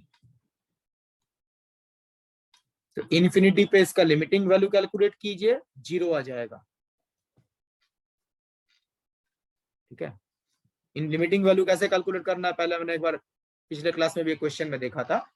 इंफिनिटी पे 0 आएगा और लोअर लिमिट s है उसमें आ जाएगा लॉग s प्लस 1/√2 ऊपर और s प्लस 1/√3 नीचे। माइनस लोअर लिमिट होता है ना, तो माइनस की वजह से न्यूमरेटर डिनोमिनेटर इंटरचेंज हो जाएगा। ये इस फंक्शन का लैप्लास ट्रांसफॉर्म। ठीक है, तो इस लैप्लास ट्रांसफॉर्म को इंटीग्रल के फॉर्म में आप लिख सकते हो 0 to infinity e to the power minus x by √3। Just 1 minute.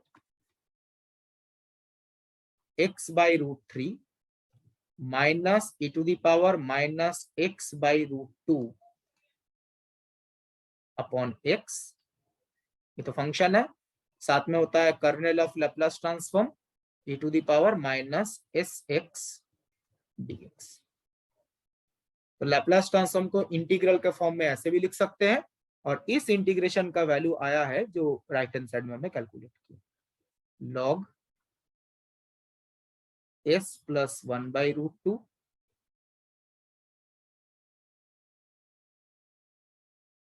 नीचे होगा s प्लस 1 बाई √3।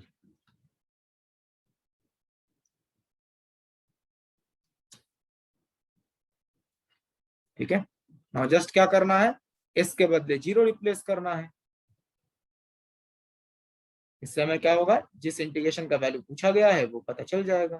तो पुट s इक्वल टू 0, उससे आपको इंटीग्रेशन का वैल्यू पता चलेगा। 0 to infinity e to the power minus x by √3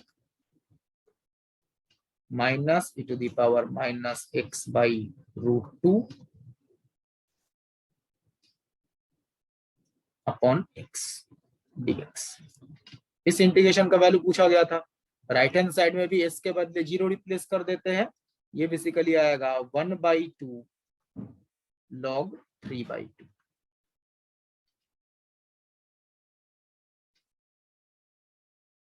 this is the value. तो log 3/2 check करके देख लीजिए कौन सा आंसर मैच कर रहा है। This is the final. ठीक है, कैलकुलेटर अलाउड होता है, उसमें आप सर ऑप्शन सी आ रहा है। ठीक ठीक That 2.03 into 10 to the power minus 1.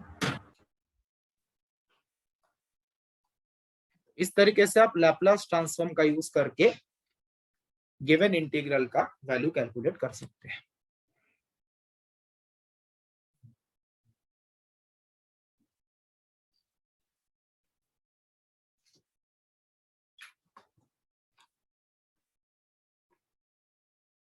DPP sheet में कोई डाउट है किसी क्वेश्चन में?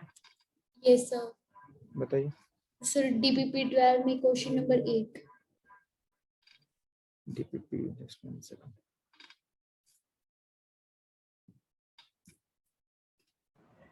क्वेश्चन नंबर 8 कौन सा? क्वेश्चन नंबर 8 है ना। 7 सॉल्व हो गया तो 8 क्यों नहीं हो रहा है? 7 को यूज करके तो 8 है।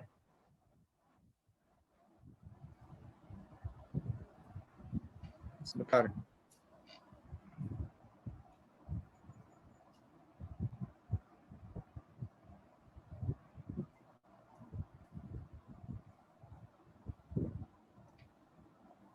12 का क्वेश्चन नंबर 8 जो है, क्वेश्चन नंबर 7 में यूनिट स्टेप फंक्शन है और उसका आई थिंक लैप्लास ट्रांसफॉर्म ने कैलकुलेट कर लिया है। क्वेश्चन नंबर 7 जो है वही रिजल्ट यूज करेंगे।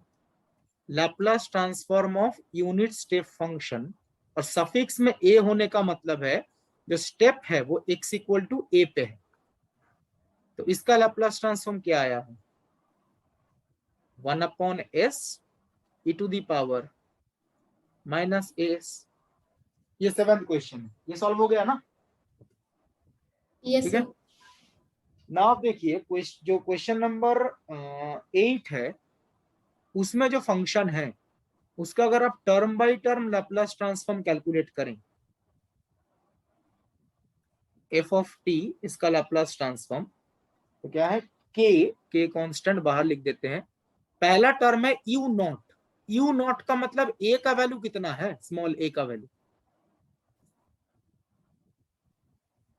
स्मॉल u a है ना, u नॉट है, u नॉट मतलब a का वैल्यू 0 है। Yes sir.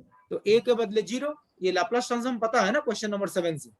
तो a के Yes. बदले 0 रिप्लेस कर दीजिए, तो क्या आएगा? पहला फर्स्ट टर्म का Laplace transform 1/s, second term में क्या है, -2UA, तो -2UA का लाप्लास ट्रांसफॉर्म यही होगा।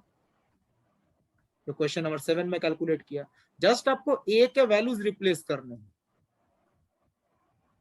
फिर U2A है, देखिए तो A के बदले 2A रिप्लेस कर दीजिए। तो क्या कॉमन जा रहा है, ये समझ में आ रहा है कैसे लिखा ये? 1/s। ठीक है, तो 1/s कॉमन चला जाएगा, तो K/s इंटू पहला टर्म 1 और बाकी टर्म से आप 2 कॉमन 2 इंटू e⁻−as फिर से कॉमन ले सकते हैं। रिमेनिंग पार्ट देखिए क्या होगा, 1 -e⁻−as plus e⁻−2as and so on.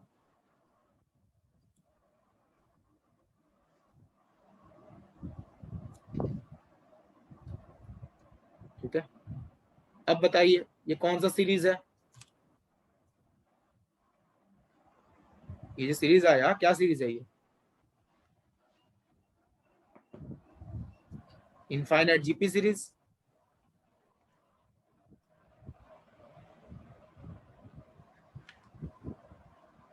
Infinite GP का सम पता है ना, A/1 - r। इसमें A कितना है, 1, और R कॉमन रेशियो कितना है, -e⁻−as।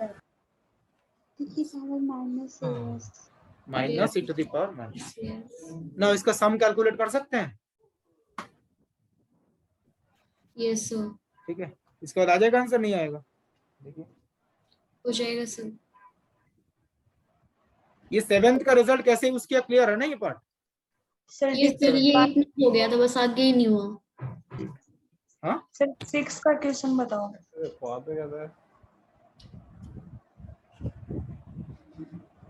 6 का सॉल्यूशन ग्रुप में किसी ने अपलोड किया है, मैंने आज मॉर्निंग ही उसको यहाँ पे दिखा, देखिए 6 का solution already step by step solve किया है।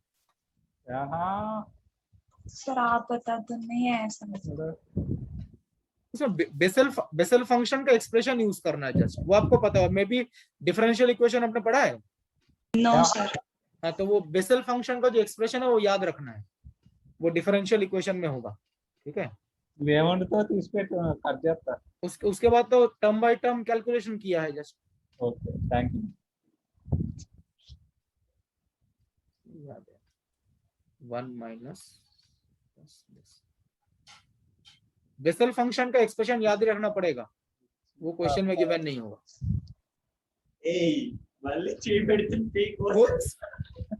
प्लीज माइक थोड़ा ऑफ कीजिए।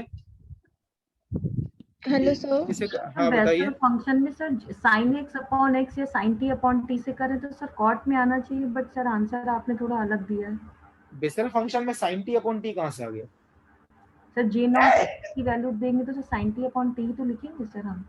नहीं, वो j हाफ होता है। Okay sir. Hello sir. हाँ बताइए। सर डीपीपी सीट 11 का क्वेश्चन नंबर 9 बता दो एक बार। क्वेश्चन नंबर 9 बता। Question number 9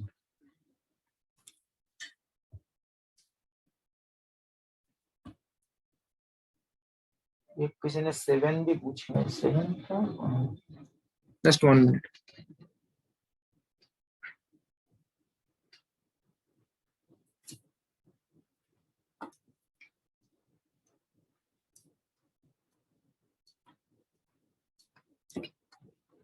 DPP sheet 11 question number 9।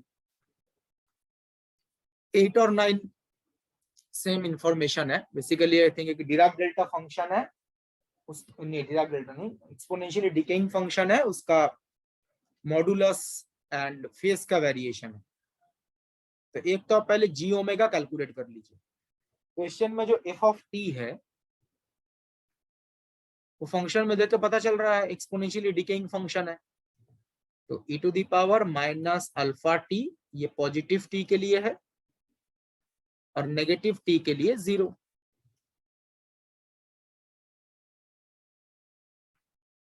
पहले आप इसका फूरियर ट्रांसफॉर्म कैलकुलेट कर लीजिए, जी ऑफ ओमेगा, यह जाएगा 1 अल्फा प्लस आयोटा ओमेगा। कौन सा डेफिनेशन है ये? First definition. हाँ, फर्स्ट डेफिनेशन यूज करेंगे तो आएगा alpha plus iota omega.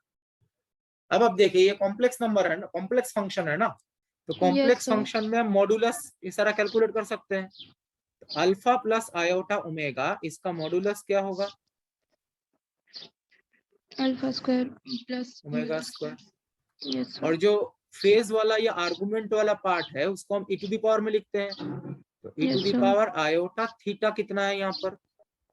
tan inverse omega by alpha. अभी जो थीटा वाला पार्ट है ना, यही फेस फैक्टर है बेसिकली, आयोटा के साथ जो रहता है। अब इसको थोड़ा सा सिंप्लीफाई करना है, एक्सपोनेंशियल टर्म ऊपर चला जाएगा, बिकॉज हमें पूरे फंक्शन का निकालना है ना फेस। Yes sir. तो यहाँ पे मॉडुलस होगा 1/√, alpha square plus omega square, और एक्सपोनेंशियल को अगर ऊपर लेके जाएंगे तो आयोटा के साथ जो है वो फेस फैक्टर है या आर्गुमेंट है, ये हमने कॉम्प्लेक्स में भी पढ़ा था। तो यहाँ पे बताइए phase factor of g of omega कितना है? tan inverse omega by a। Minus tan inverse. Yes sir. तो minus tan inverse omega by a. अगर आपको टेन इनवर्स का ग्राफ पता है तो आप डायरेक्टली आंसर बता देंगे, अगर नहीं भी पता है तब भी आप कैलकुलेट कर सकते हैं। इसमें देखिए फर्स्ट और सेकंड ऑप्शन तो बिल्कुल नहीं हो सकता, स्ट्रेट लाइन गिवन है। Yes sir. ठीक है, सी या डी में से कुछ होगा। अब बताइए ओमेगा जब इन्फिनिटी को अप्रोच करेगा तब ये फेस कितना आएगा? Sir minus pi by 2। Minus pi by 2। ये ऑप्शन सी में है या ऑप्शन डी में है?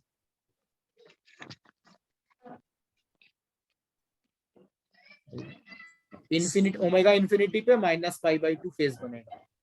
ये ऑप्शन इसमें है, सी में है। सी में सर। ठीक है, तो सी ऑप्शन करेक्ट है। Okay sir, thank you sir. तो 11th का जो फोर्थ पार्ट है डीपीपी 12 में, उसमें आंसर अलग आ रहे हैं। कौन सा? DPP 12 question number 11 fourth part.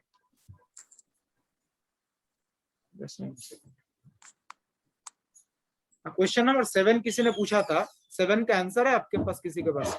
DPP 11 का क्वेश्चन नंबर 7।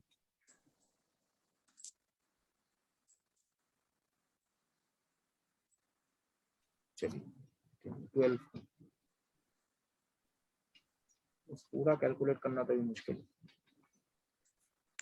डीपीपी मैं हिंट देता हूँ, डीपीपी 11 क्वेश्चन नंबर 7 जो है उसमें मॉडुलस का ग्राफ प्लॉट करने को बोला गया है। तो जो e to the power iota omega a part है वो मॉडुलस में नहीं आएगा ना, e to the power iota omega a वो फेज वाला पार्ट है, तो e to the power iota omega के साथ वाला जो पार्ट है वो मॉडुलस है, और क्वेश्चन में मॉडुलस का ग्राफ पूछा गया है। ये मैं डीपीपी 11 क्वेश्चन नंबर 7 की बात कर रहा हूँ। e to the power iota omega a phase part में आएगा। हाँ, DPP sheet 12 question number 1 fourth part. Question number 11 fourth part जो है उसमें आंसर में मतलब है log of 1 plus a square by 1 plus b square, लेकिन सर ये आ रहा है log of 1 plus b square upon 1 plus a square. cos AT by cos BT, b ऊपर आएगा, बी ऊपर आएगा। ठीक है, बी ऊपर आएगा, 1 प्लस बी स्क्वायर ऊपर आ रहा है ना। Yes sir. Equal to 1। ठीक है, ठीक है। और कौन सा क्वेश्चन? सर डीपीपी 10 का 24 का सर हिंट दे दीजिए केवल। 10 का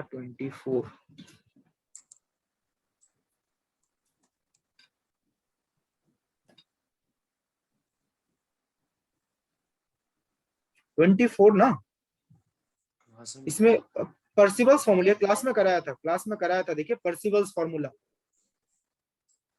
क्लास नोट्स में पर्सिवल्स फॉर्मूला होगा लास्ट क्लास में फूरियर सीरीज के, उसमें ये क्वेश्चन सॉल्व कराया था।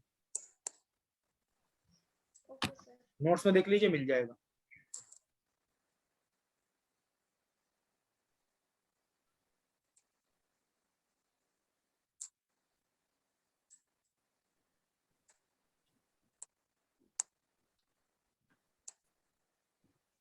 Hello sir.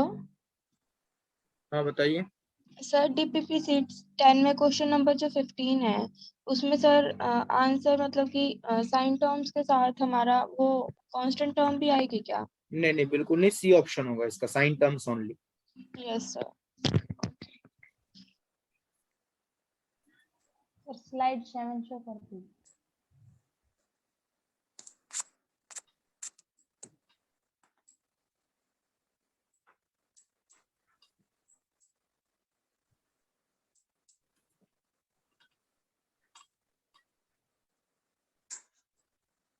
Quiz 2 question number 4।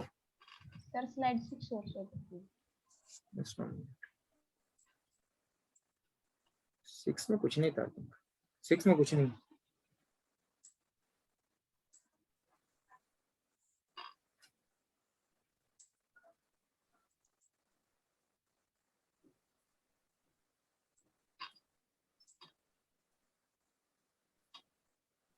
Just बता रहा हूँ, quiz 2 question number 4।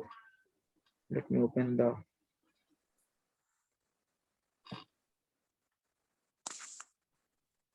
Question number 4। जो एवरेज वैल्यू ऑफ 4t² है ना, इफ t², उसकी बात कर रहे हैं। जो फूरियर सीरीज का क्विज था क्वेश्चन नंबर 4, उसमें एक फंक्शन गिवन था, मतलब फंक्शन और फंक्शन का फूरियर सीरीज गिवन था, और एफ ऑफ t² का एवरेज वैल्यू पूछा गया था। क्वेश्चन लिख देता हूं।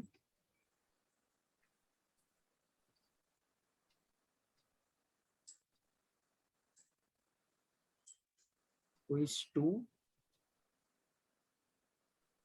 फूरियर सीरीज पे था ये।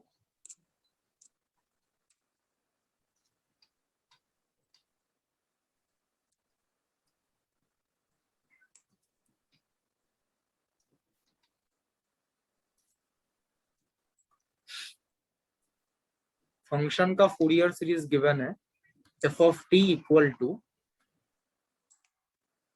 2/π summation n equal to 1 to infinity -1 to the power n plus 1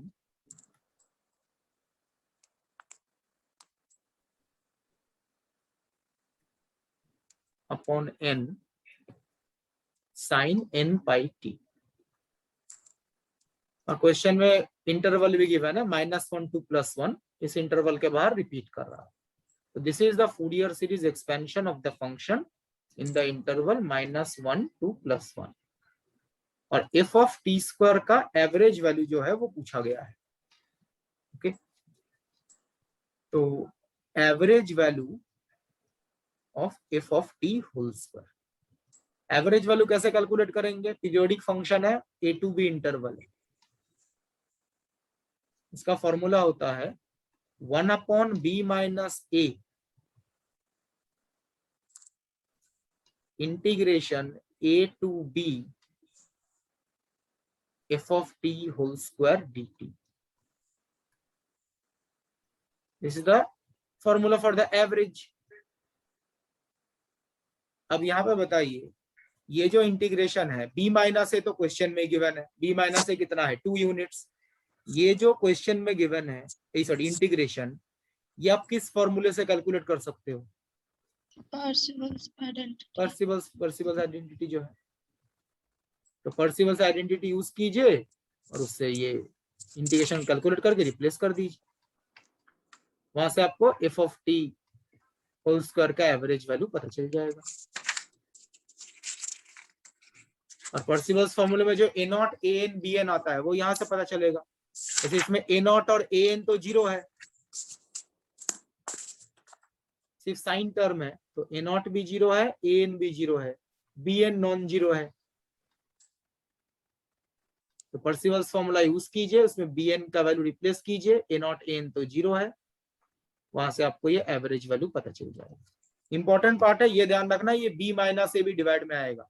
तो पर्सिवल्स फॉर्मूले में जो b माइनस ए आता है, इस इंटीग्रल का जो वैल्यू है उसमें b माइनस आता है, वो b माइनस है और ये b माइनस कैंसिल कर जाए। ठीक है, बिकॉज वो अगर आपने ये फैक्टर मिस कर दिया तो कोई दूसरा आंसर करेक्ट आपको लगेगा।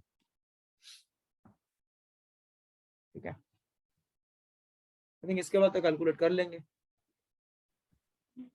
सर एक पेज नंबर 74 है कि IFR 2017 का question number page number 74 question number 4। मतलब क्या उसमें वो ट्रायंगल वेव वाला क्वेश्चन जो है?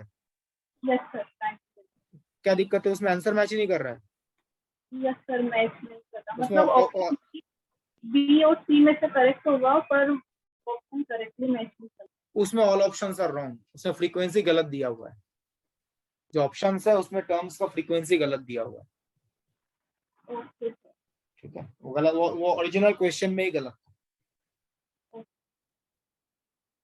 डीपीपी शीट 12 4 का 4th part.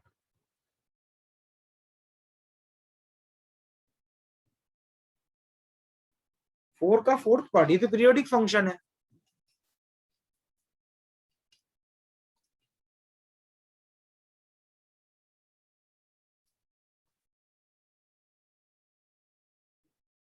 DPP sheet 12 question number 4 4th part. तो फंक्शन गिवन है, उसका अगर आप ग्राफ ड्रॉ कर ले तो आप ऐसे समझ में आ जाएगा ये पीरियोडिक फंक्शन में इसको क्यों बोल रहा हूं। क्वेश्चन में जो फंक्शन गिवन है ना, उसमें जो रेंज गिवन है, देखिए x का या t का जो भी है, t का जो रेंज है उसमें एक n है ना, तो n जो है वो यहाँ पे 0 1 2 3, ये क्वेश्चन में मेंशन होगा n का वैल्यू जो है वो 0 1 2 3 पॉजिटिव इंटीजर वैल्यूज है।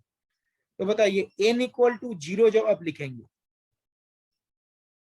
तो ऐसे कुछ पर्टिकुलर पॉइंट्स आएंगे 0 a 2a 3a and so on.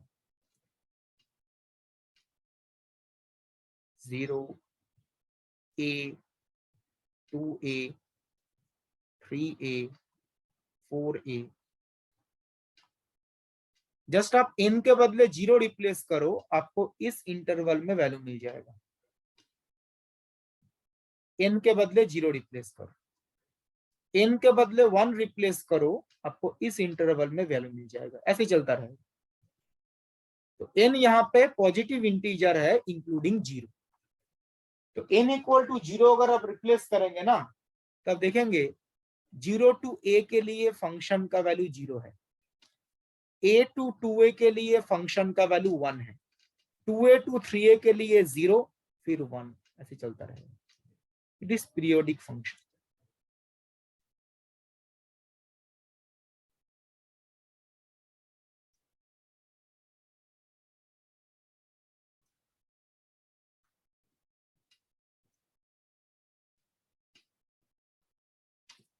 Question में जो n है, n के बदले 0 1 2 3 1 बाय 1 रिप्लेस कीजिए, ये आ जाएगा। तो this is the function. I think ये देख के तो ये क्लियर आइडिया होना चाहिए, पीरियोडिक फंक्शन है। और पीरियड कितना है? 2a। तो it is a periodic function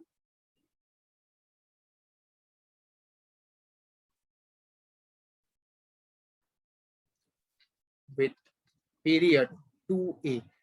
और पीरियोडिक फंक्शन के लिए लैप्लस ट्रांसफॉर्म कैसे कैलकुलेट करना होता है, एक फॉर्मूला डिस्कस किया गया था, वो यूज कीजिए।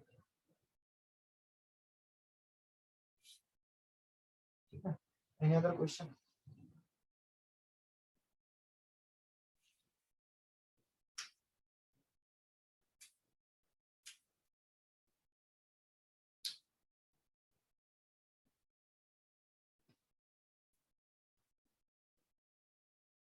दिस इज 1 0 और 1। जो फंक्शन का वैल्यू गिवन है, ये मैं ऐसे पता कर रहा हूं। आप फंक्शन में देखो, फंक्शन का वैल्यू 0 कब है? 2na टू 2n+1 है, वहां पे आप n के बदले 0 रिप्लेस करो। जो फंक्शन गिवन है ना इस पार्ट में, उसमें आप n के बदले 0 रिप्लेस करो। n के बदले 0 रिप्लेस करोगे तो देखोगे 0 टू a के लिए फंक्शन का वैल्यू 0 आएगा, a टू 2a के लिए फंक्शन का वैल्यू 1 आएगा। फिर n के बदले 1 रिप्लेस करो, n के बदले 1 रिप्लेस करोगे तो 2a टू 3a के लिए 0 आएगा, 3a टू 4a के लिए 1 आएगा। मतलब ये पीरियोडिक फंक्शन है, ये 2a इंटरवल के बाहर खुद को रिपीट कर रहा है। ये जो इंटरवल है, इस इंटरवल के बाहर फंक्शन खुद को रिपीट कर रहा है।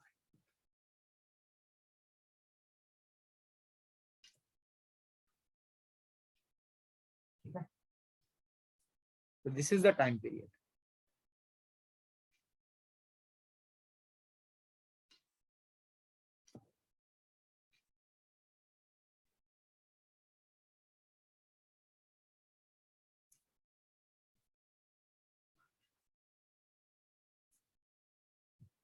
तो ठीक है, मैं मीटिंग एंड कर रहा हूँ. Thank you very much everyone. Thank you sir. Sir slide show कर दीजिए. स्लाइड शो कर दो. स्लाइड शो कर दीजिए.